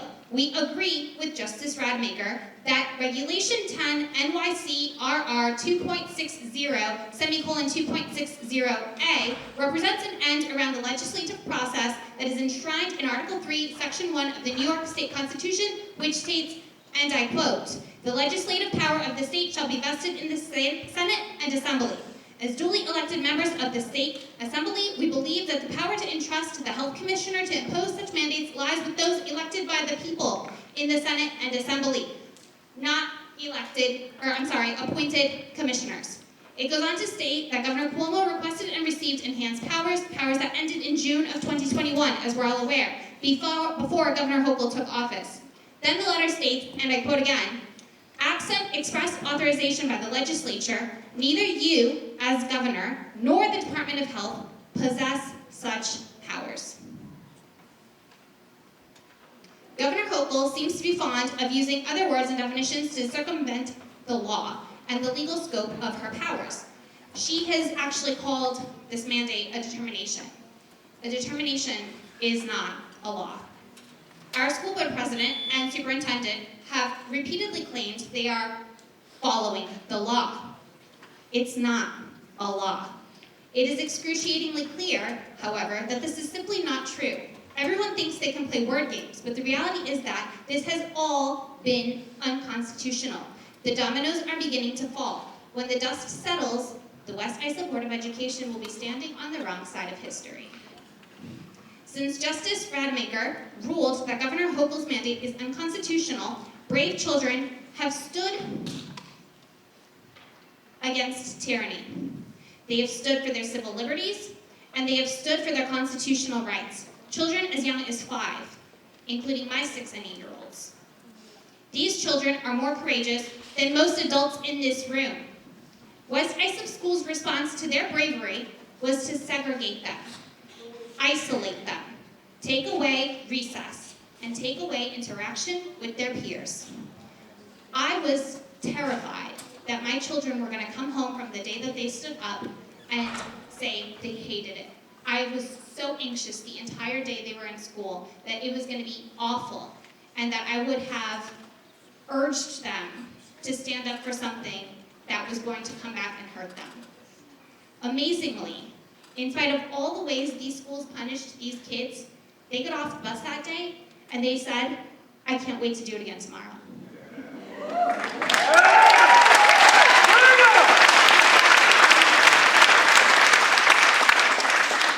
They would rather go without their friends, recess, and all the things that make school fun than wear a mask all day.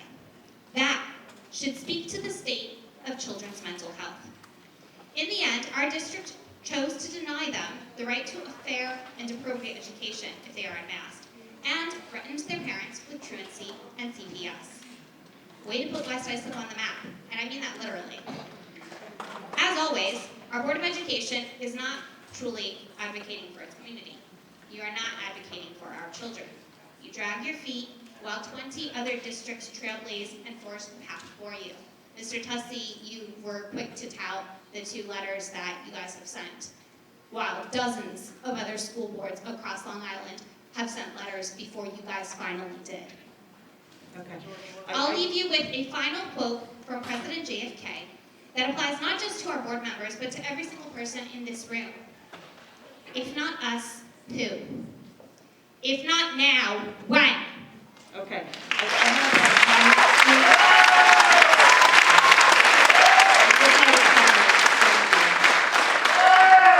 just have a comment, because you bring up Judge Rademacher's decision, which we were really fascinated by.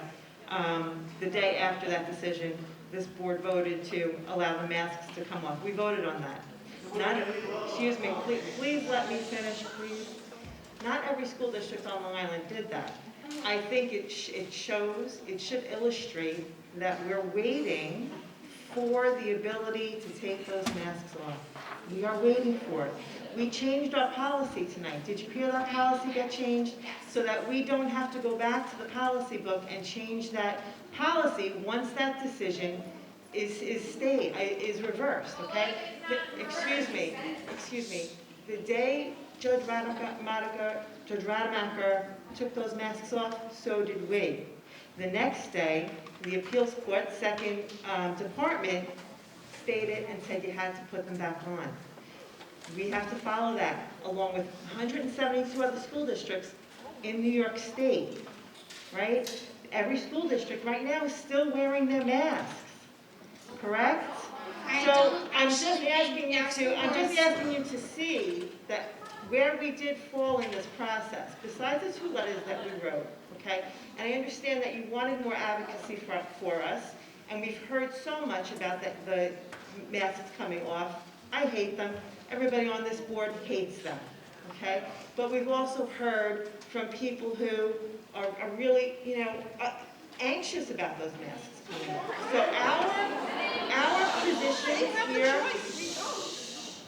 our positions as board members, of course, is to advocate for the education of all of our children.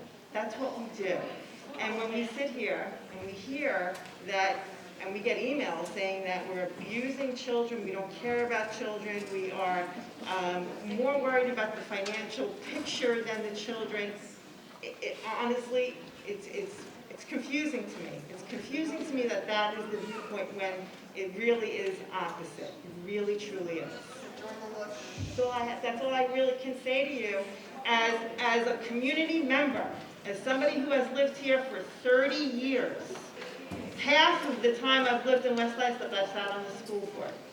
This is not the biggest audience I've had come to a school board meeting with an upset issue, but it's one that I just cannot understand the, you know, I don't even know how to put it, and I know the anger is there, and I know the frustration is there, and it will end. It's going to end. We see it on the horizon. It is on the horizon. I see the light at the tunnel. You don't see the light? You don't see it. They keep changing the date. Okay, thank you for allowing me to have my say. Okay, we have Alexis here. Up next will be Lauren Casado. Hi, my name is Alexis Delorenzo, and I'm a student at UDOM. I was one of the kids that participated in the protest. On the first day, I went to school scared because I thought I was going to get in trouble, and we didn't. I did it for 3 days in a row with all my friends. I love school. I love to learn. I love all my teachers. I love seeing my peers every day. I love to be in school. I don't love masks. I don't love how teachers yell at kids for taking them down to breathe. I don't love not seeing my teachers and friends' faces. I don't love the fear that so many people have because they think we should have them on. I love freedom. I love expressing myself. I love standing up against things that are wrong. I don't like being segregated or I don't like being isolated. I don't like being told by my teachers, peers, and this district that I can't make a difference. I love that I can make a difference because I have the right. I have the right to have a fair education. I have a right not to be stuck in a dark room with no teachers who know me or can help me. I have the right to have my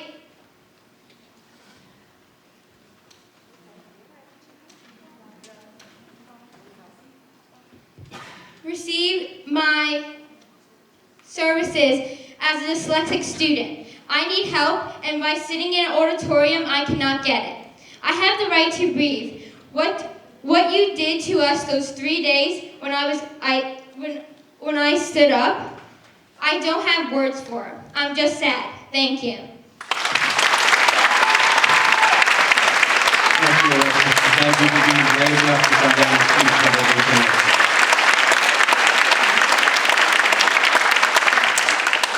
So we have Lauren, and coming down next will be Tyler Burnett.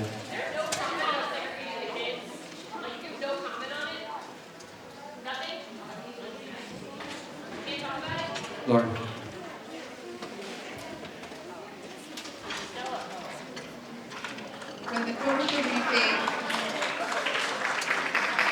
When the COVID relief aid was accepted by the district, you essentially sold our kids for money. 75,000 of it was used for training on critical race theory at OCs, which you claim would not be taught. Tussey has relinquished the district to the state. So what does that mean for our kids? It means the government will get to control what is done to our children in the schools. They will control health choices, be free to teach CRT, which will in turn make our children feel bad about themselves, give them PCR evaluations, all without having to inform the parents. Unfortunately, a lot of the issues we are raising to the board are already in motion, even though you will tell us that's not true. You have done nothing to help us. It's sickening that you can allow a tyrant to control us and not even try to change it. Why don't you just give the money back? Oh, you'll get a fine, they'll threaten to cut funds. Well, we could use the $40+ million the district has. Or maybe we should all stop paying our school taxes. Masks were deemed unconstitutional. Freedom of choice is being taken from us, and it's time to do something. How is it that your hands are always tied, but 7 other districts have the guts to stand up and fight back? We are asking for choice. If you need to hear numbers, I'll be glad to provide that. 11,411,047 total child COVID-19 cases were reported. That's only accounting for 18% of children out of 11 million. In states reporting 0.00% to 0.2% all COVID-19 cases resulted in death. It is time for some of the board members to resign and make room for individuals with morals, ones who actually fight for our kids and are not just concerned about their $335,583 a year salary.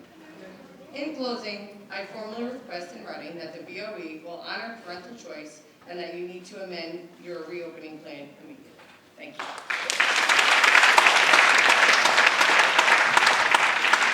Just to confirm, you said 365-year salary? Okay. I just wanted to make sure that we weren't getting paid. Okay. That's not her salary, so just understood, that's not her salary. I mean, I just, if we're going to stand up and say things, let's just be factual when we stand things. That is not her salary. By the way, just for the record, and I know it's already been said, but every school district on Long Island is still wearing masks. Every school district on Long Island, I'm pretty sure, has accepted the same COVID relief money. Every school district on Long Island is doing exactly what we are doing. So maybe a few of them are writing some letters, extra letters. Some of them might be posturing a little bit. But the truth of the matter is, they are exactly where we are. We are all doing the same thing. We might agree to disagree. Thank you. I don't need you all yelling at me. You can listen, and I will gladly listen when you guys speak. We're going to agree to disagree on a lot of this. Unfortunately, a lot of the facts that you guys are stating at times are incorrect. But I sit here a little flabbergasted at times because I don't even know really how to respond. So let's just move on to our next speaker. That's Tyler, correct? All right, so Tyler, hold on one second. Before you speak, I'm going to call down Christine Mansorelli. She'll be on next. Thank you, Tyler. My name is Tyler Burnett, and I am in 5th grade at Oakland. On Tuesday, January 25th, I was so happy to go to school mask-free. 85% of kids in my school chose not to wear any face coverings. It was so great to see my friends smile after such a long time. Do you know that students in kindergarten and 1st grade have never gone to Okanagan maskless until last week? After having the best day of school in what feels like forever, I found out that we were expected to wear masks at school the next day, as if today never happened. I decided that I was going to stand up for my constitutional rights and respectfully decline a mask. I am entitled to an education.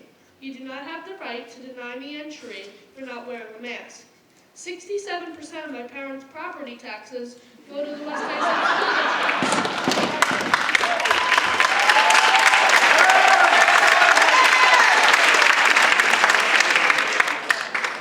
I was disappointed that you didn't join the other school districts and sign the amicus brief in support of the Supreme Court ruling. However, I'm not surprised. This is my third time speaking at a Board of Ed meeting, and everything I say seems to fall on deaf ears. Do you know that Governor Hochul is trying to circumvent the judicial process and make a regulation that would require all 19 million New Yorkers to wear a mask? She's trying to pass this on February 14th, and if she succeeds, it goes into effect on March 2nd, the same day the stay was extended until. Coincidence? I think not. You have 10 days. If you won't stand up for us students, maybe you will stand up for yourselves. Thank you.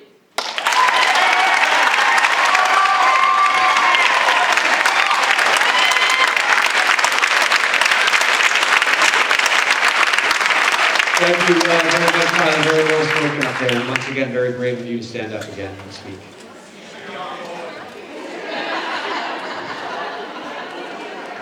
All right, Christine and Claudine Worley, you're on deck. Good evening. I have a pretty simple question. Is there a district-wide policy for absence due to mental health?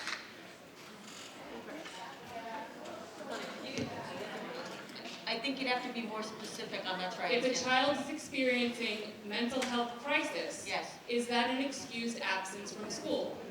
Yes, if it's a documented absence, yes. Is that district-wide? It should be. If there's a specific issue, you can call my office in the morning. There is a That's it. specific issue. I think it should be known with what our children are going through. that if a child is home for a mental health issue or concern, it should be treated as any other illness. I mean, I was very pleased to hear Ms. LaRosa talk about PS I Love You Day. We're so concerned about our kids' mental health that we're penalizing them if they're taking a day off because they're having a mental health crisis. And by all means, I would recommend that you reach out to the, if it's the elementary level, to your... It's not. Mrs. Pratt handled it wonderfully. Okay. But my other child in middle school is unexcused for the same exact note that I CC'd you, and I CC'd both their building principals. We will follow up in the morning. I appreciate that. Just on a side note to that, Ms. Antonelli, it was really nice to hear you say that you were pleased to see that the day your children had mask-free. I have young children, I have old children, I have graduated children. I see the crisis that they're all going through. As a community, thank you for saying that. We need you to speak up more.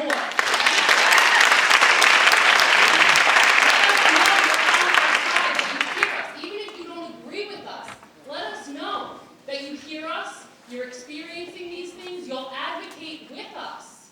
That's what we're asking for. We're getting no responses. I got a CC copy and paste email literally 2 minutes apart. How insulting is that? My concerns are of no regard when I get a copy and paste 2 minutes apart to 2 separate emails with 2 separate concerns in them. That's insulting. We're all in this together, are we? Are we together?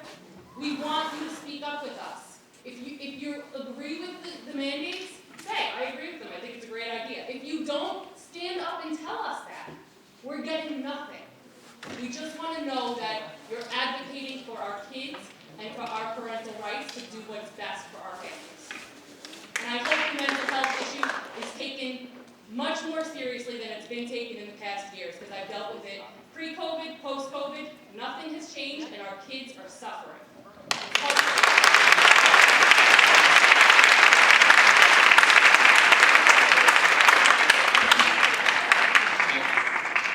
I think it's clear, I hope it's clear that none of us appear like the mask mandates, that we all disagree with the mask mandates. The real question is where the power lies for something like this. People got up and they rightly criticized the Assembly and the Department of Health and the governor. And I don't know, recently, of course, like the Nassau County executive signed 3 executive orders to end masking in Nassau County, but he's powerless. Those executive orders did nothing because it's the governor's decision. Steve Ballone here in Suffolk County just recently said now that he wants the governor to provide some kind of exit, some kind of end game with the masks also. Other politicians in Nassau and Suffolk are dealing with similar issues. And up here, all of us do not like the mask mandates, but the real question is, as far as the power of who's making these decisions, that are increasingly unpopular. And that's all I have to say about that.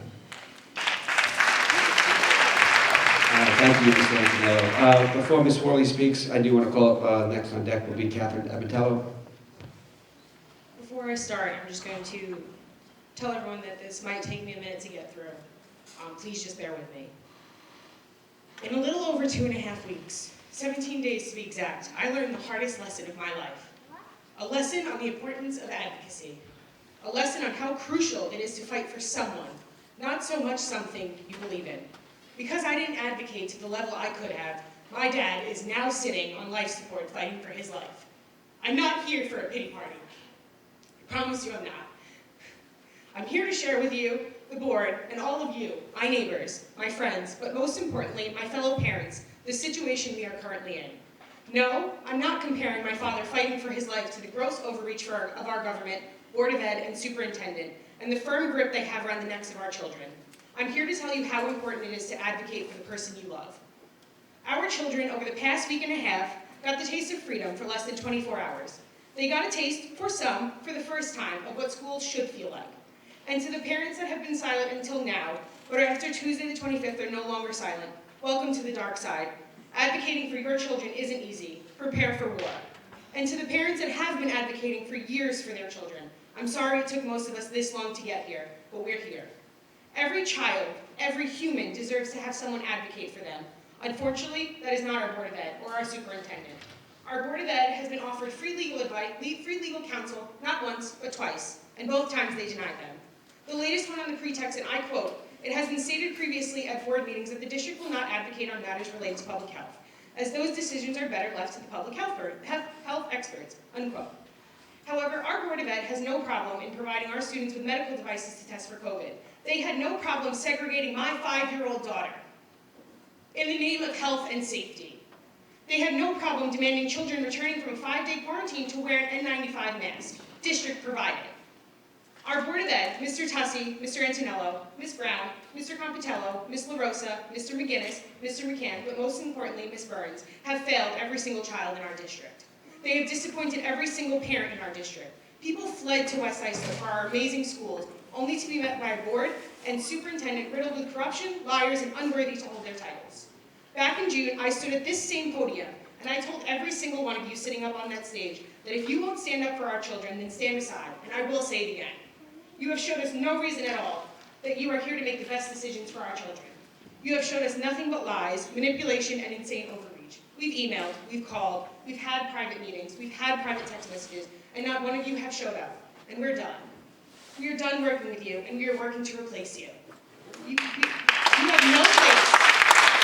You have no place on that stage. You have no respect from this community, and your time is coming to an end.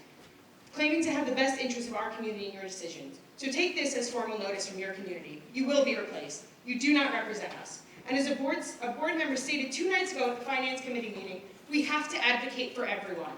Just as I wish I advocated a little bit better for my father, maybe he wouldn't be dying on life support as I speak to you right now. I refuse to back down on being an advocate for every child in this community. Every child deserves to be advocated for, and clearly, that is too big of a task to ask from all of you.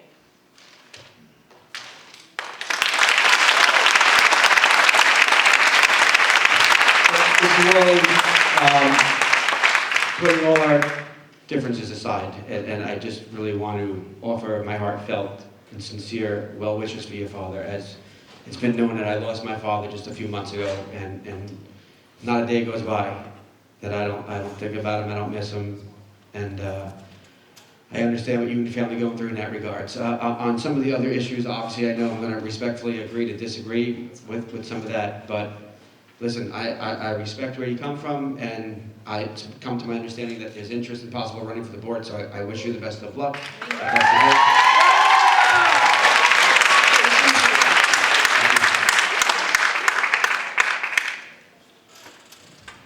Is Catherine here? Okay, and no Catherine? Okay, so we're going to call down Melissa Carley and Doreen Hanschel. Melissa, you'll be first.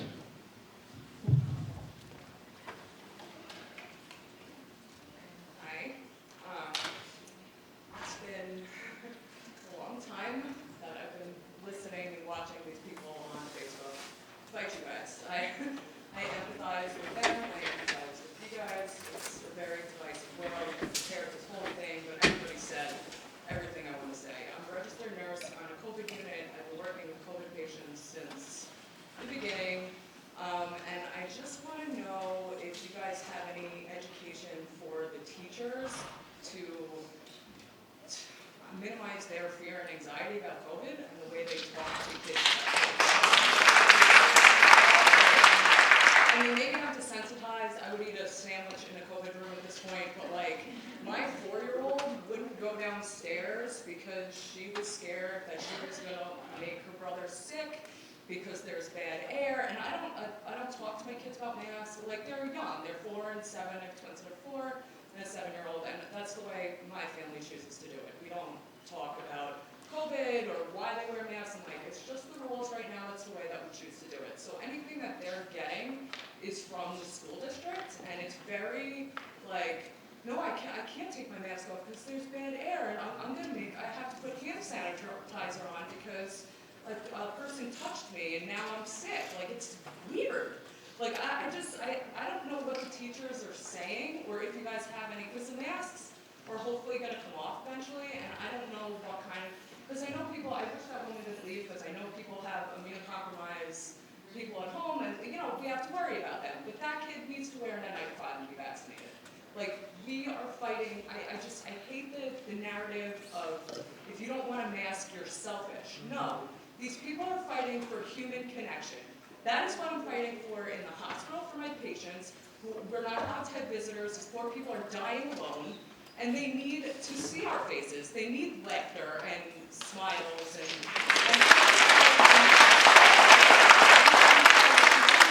I don't know about the legal stuff, I didn't get into any of that, I'm sure you've heard it from all them. But like, do whatever you can to fight the governor on this, because it's just, it doesn't make any sense anymore. It's not the same virus, it's not. Like, people are sick.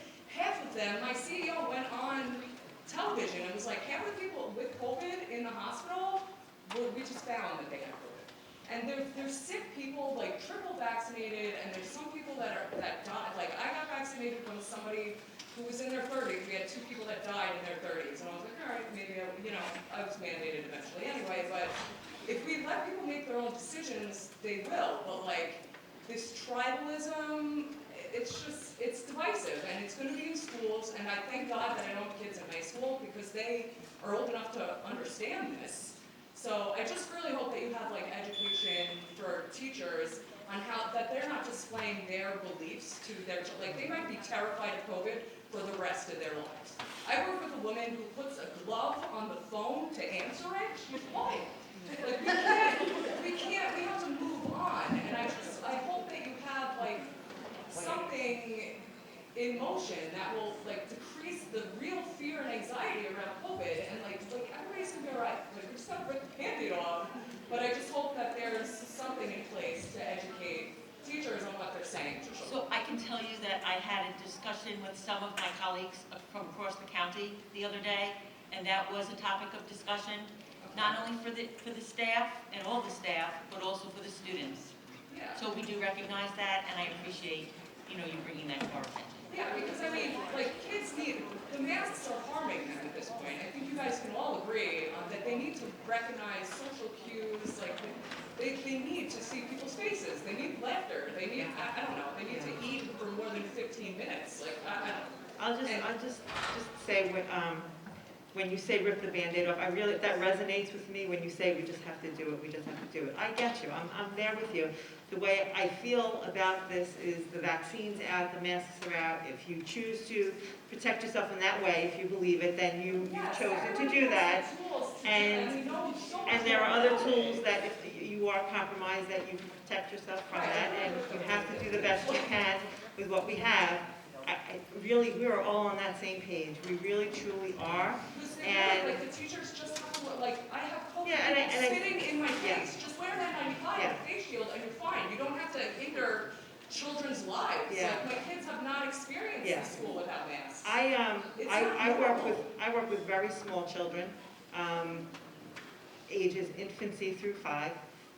We have a mandate in the center. However, there's not a lot of toleration at that age, right? They cannot tolerate, a 2-year-old cannot tolerate a mask. So they have that joy in their day, and they're able to communicate and see each other, and I see that. And we all want that for the children, and we'll get there. I believe it will get there, and I just feel that statement about just doing it, ripping the Band-Aid off, is very, very important to look forward to that. I see it on the horizon. Some of you don't think it's never going to end.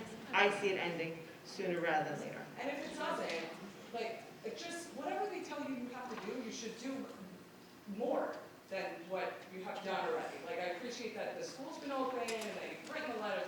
Write more letters. Like, the governor is being insane, and there's just no reason.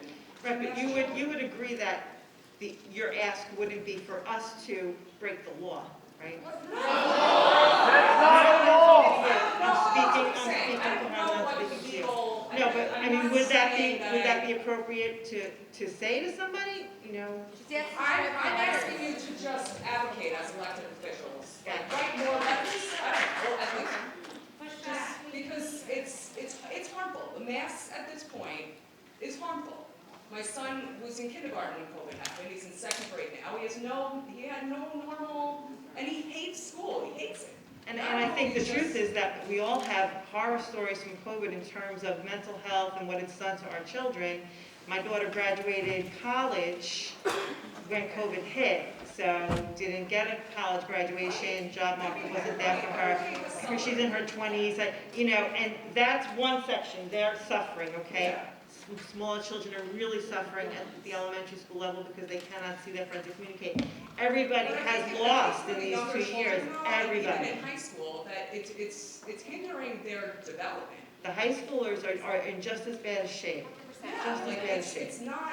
They truly are. Like even my College patients, students. I'm a mass nurse, and I'm just like, how terrifying is that for an 8-year-old that has dementia, who their family's not allowed to be around them, and I come in and I'm like, I got all my stuff, and I'm like, how scary is that? Like, it's not normal to live this way.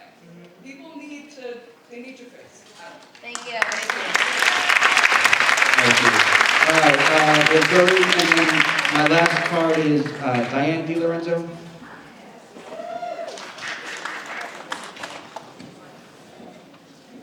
Hi, everybody.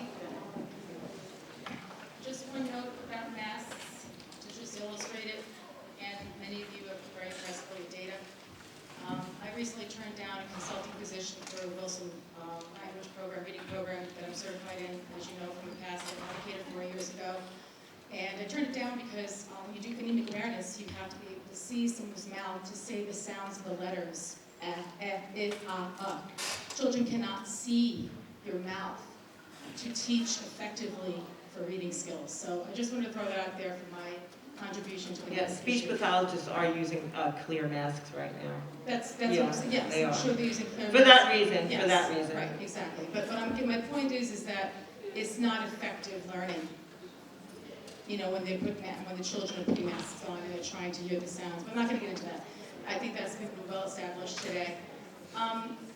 So I ask all of you here today, did you ever have a time when you had a really hard time in life and you feel really scared and lost, and somehow you get the strength to do something and you can't figure out why the heck you have that strength? To me, that's God. I can assure all of you here today that my faith in Christ is not a veil for some mean-spirited bullying against children in the LGBT community. If anything, I would be the one to defend your child if they were ever bullied.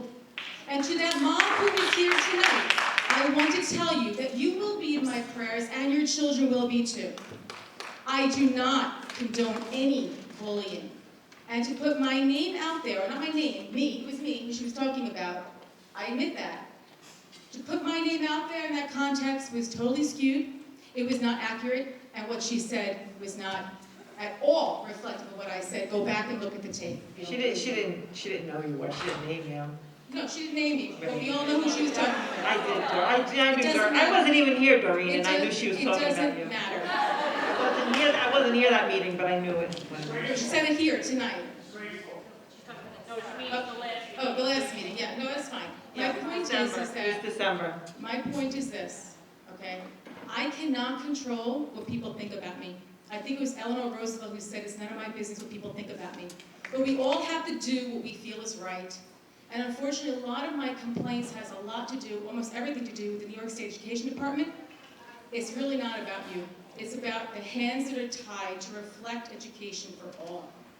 Okay, and it's very difficult, and it's actually current in our society right now that I'm not allowed to speak, because this is exactly what happens when anyone speaks for any social justice issue. Shut up and be quiet. That's what basically I'm supposed to do.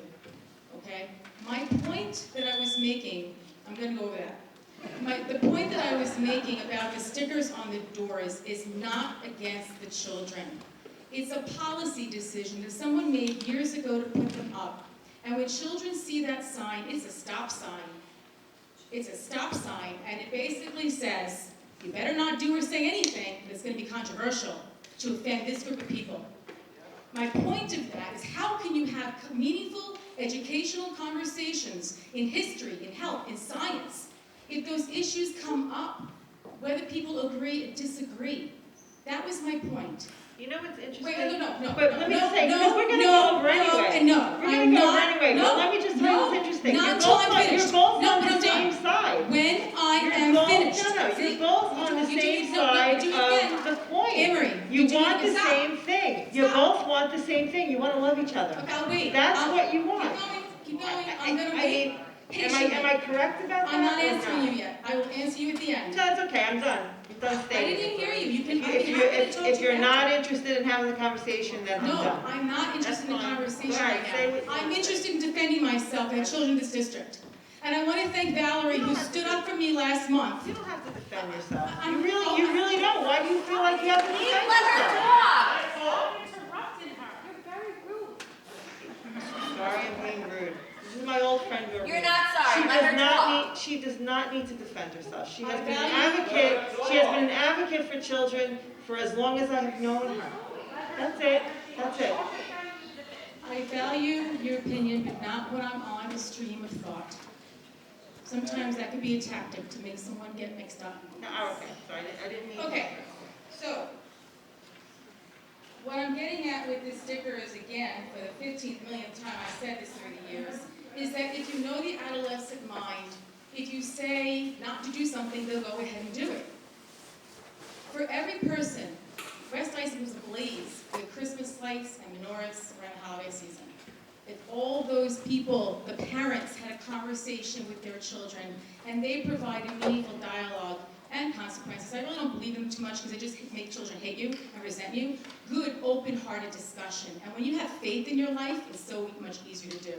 And that's why I talk about God.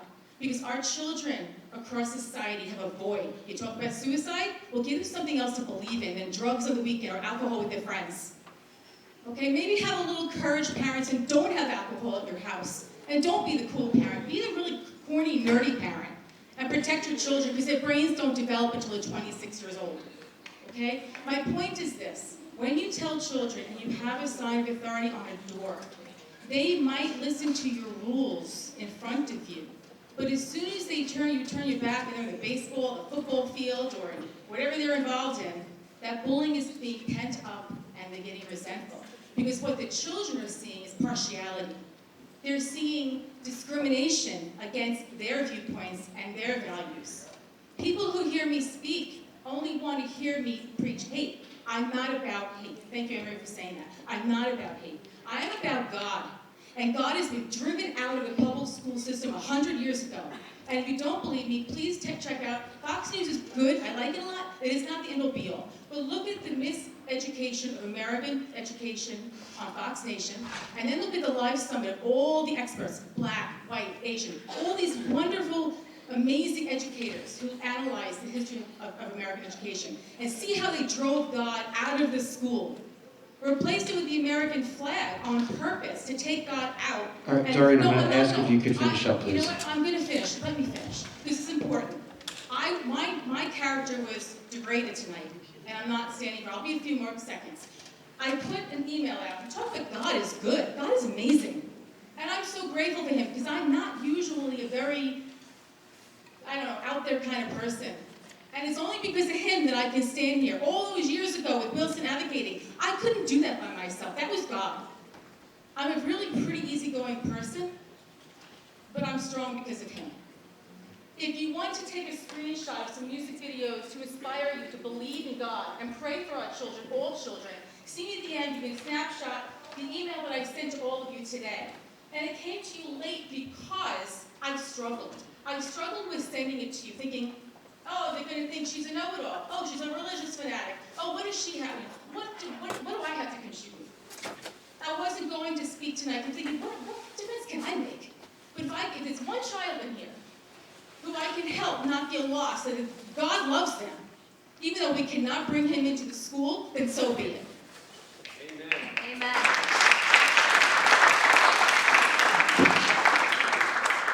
It's funny, when I sent the email to you, I had no idea that what I said last month would be so misconstrued. And I'm so grateful to God that he answered my prayer if I should do this now. For 2 months, I thought about sending what I sent to you today. And I'm glad I sent it. I sent you, probably didn't look at it, I sent it late in the day. But there, in addition to the Miseducation of America, public education, I have these music videos. Check them out. One is by Paul Wickham, Battle Belongs. One is by Aaron Lewis, Everybody Talks to God. That one's, that's for believers and non-believers. Because when I asked about having a National Day of Prayer recognized, I was met with, what about the atheists? So is there no tolerance for me here? I cannot come up with an idea, but people can be tolerant of my suggestions? So my point is here, okay? That song is an amazing song for believers and non-believers. Again, it is Everybody Talks to God.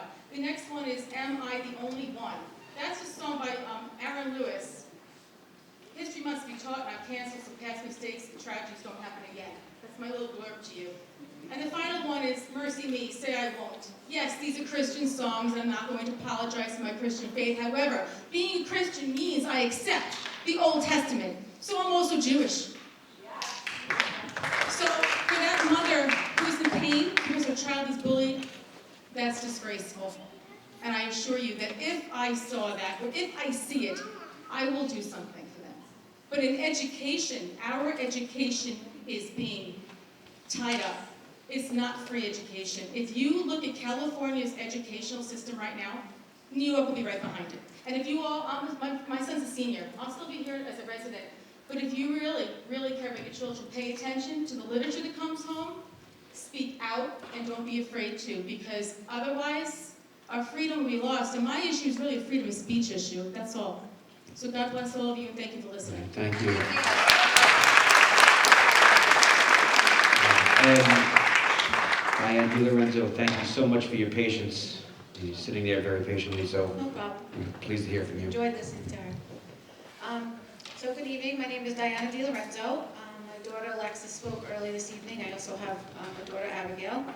I'd like to just kind of go back to what happened to the kids over the 3 days that my daughter chose, to stand up. I want to make a point that you guys keep saying that you don't have control. This actually isn't in my speech, but it's been brought up several times.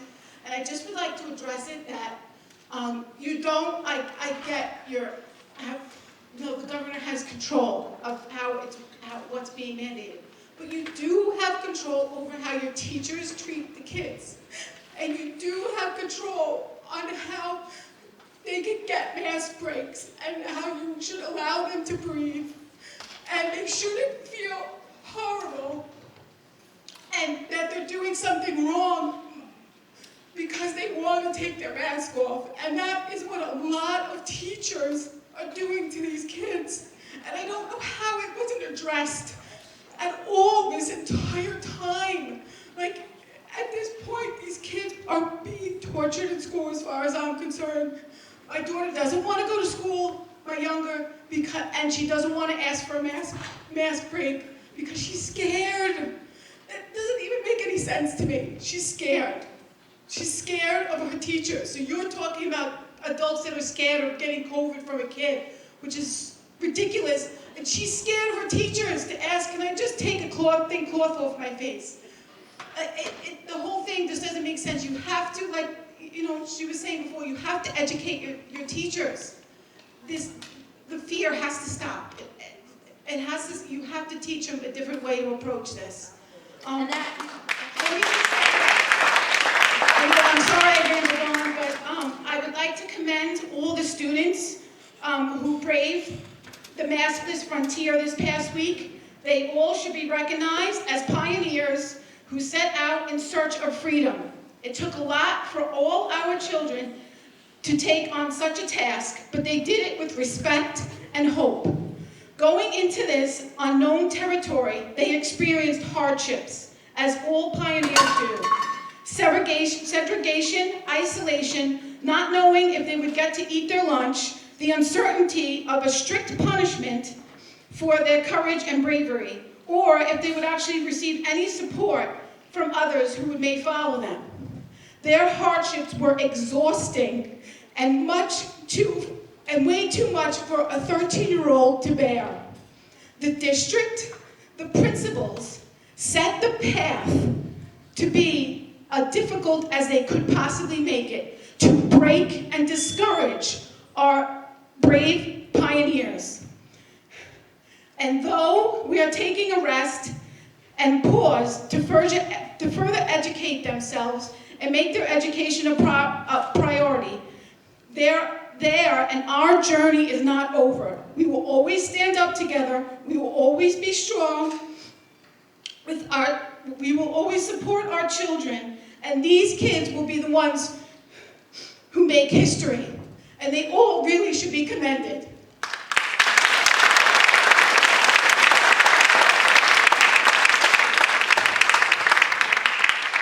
Thank you once again. And for our last card, we have Lauren, Peter, and Amy McCann.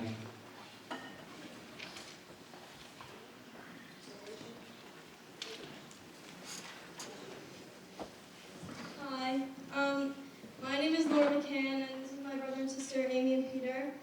And some of you know our dad, Peter McCann, sitting right there. And I just wanted to wish you a happy birthday today, and thank you for everything you do for our community. I know how much you do, and we really do appreciate it, and we see it every day. So thank you so much. Thank you guys. Thank you, Lauren, Amy, and Peter. And I don't like to recognize my birthday, so I know it was not planned. But when people talk, I know Mr. Antonello talked about his children. We all feel the same way. I don't want those three having masks on in the buildings as well. When the mask mandate was lifted for the day and in that court battle, they didn't wear masks, and they appreciated it.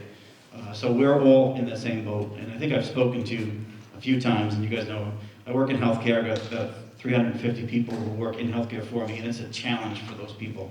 It's a challenge for the teachers and the healthcare workers and the police, so all the people that are involved with this COVID nonsense that goes on, and we get that, and we don't want that. I was on a plane this morning. I came back from Florida, and if I don't wear a mask on a plane, I can't do my job, and that's not right. It's not right. But there's nothing I can do. I have to wear the mask, or they'll throw me out of the airport. And I feel the same way. So we, as we all talked, as soon as that mask mandate is lifted, we change the policy, it's got to be gone. And I hope and pray that it comes shortly, because as all of you, I support that, and I want those three and all of your children not to have to wear those masks in school anymore. And the one other thing that I heard tonight, and I know we want to talk about it at the board, is the bullying and the discrimination. It seems like that may be a thread through here. As you all know, I grew up in this town, and I've never known this town to be that, discriminating against people. I'm going to tell you two stories. Those of you who don't know, my wife and I, for many years, we've taken underprivileged children in our homes for the summer. So they come and live with us for the summer to give them an opportunity to get out of the inner cities. And those kids come into our homes, and they go to church with us, and they go to the camps, and they go to all the programs with us, and they are treated and welcomed by this community. So that's what I see here.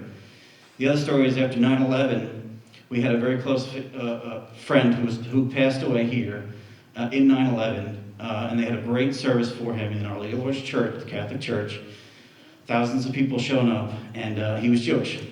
And it didn't matter. We were there together to celebrate that. And I want to make sure that that is what I know for West Islip continues, because that's what I know, and what I've heard tonight about those is disturbing, and we want to address that. I don't know if we can solve it all, and it's certainly a partnership with the parents and the district and everyone else. But that was something that certainly we'd like to take up as a group with your help. So thanks to my children, and thanks to you all for coming, and thanks for all for speaking. I really appreciate it, and we hear you, and we want to fight as well for ending the nonsense of the mask. So thank you. Yeah, well said, Mr. McCann. The last thing I want to say, listen, we're parents. We all love our children. We're all going to fight for our children. And I know we, on certain topics, agree. On certain topics, we disagree. But at the end of the day, whether my tenure on the school board is next year or for 9 more years after that, we are all community members. We're all neighbors. And I hope that the bridges right now that are burned can be rebuilt. We're going to continue to see each other in the stores, on the fields, at block parties, at graduation parties, and everything else that we have. So I'm confident both in myself, both in this school district, both in this school board, and as well as the community, that when this comes to an end, and it will come to an end, we're all going to keep putting our best foot forward and make ourselves proud and be the parents, be the role models to our children that we are. And hopefully that time comes sooner than later. So once again, I do thank you all for coming out here, speaking so passionately. And listen, you know, I don't know what can be said that has not already been said numerous times, but I do wish you all the best. Ms. Worley, go ahead. I see you have your hand up. I want to respectfully understand that we understand as a community, and I know I said some pretty rough things in my speech as well as many other people did. We understand that your hands are tied in certain situations. We respect that. We have to. There's certain things that you don't have control over, and we have to appreciate that and respect it. I think what your community, it might be getting lost in translation, is asking you is just to speak up. That's it. I have a meeting set up with Mr. Balone next week because I told him that we want somebody to be on our side. We feel alone. We do. We genuinely feel alone in this community. I know everyone, I'm sure, who had the opportunity to send their child into school mascots, or as teachers were able to go into their school's mascots, it was a great day. It was the first time I was able to see my kid go to school happy. She loves her school. She loves her teachers. Outstanding. But that's all we're asking is just, you're listening to us, you're hearing us, we're bombarding you with emails and phone calls and all that stuff all day long, and I get it. We just want you to stand up and say, we hear you, we will send a letter. It doesn't hurt to send a letter. Just say that that's it. That's all we're asking. Just send a letter. Speak up. That's it. That's all we're asking. And again, we know your hands are tied on certain things. We have to respect that. All right, well, noted, and thank you very much. At this moment in time, I'd like to have a motion to move to executive session where the board will discuss personnel, negotiations, and litigation. So moved. Discussion? All in favor? Aye. Opposed? Motion carries. Thank you, everybody.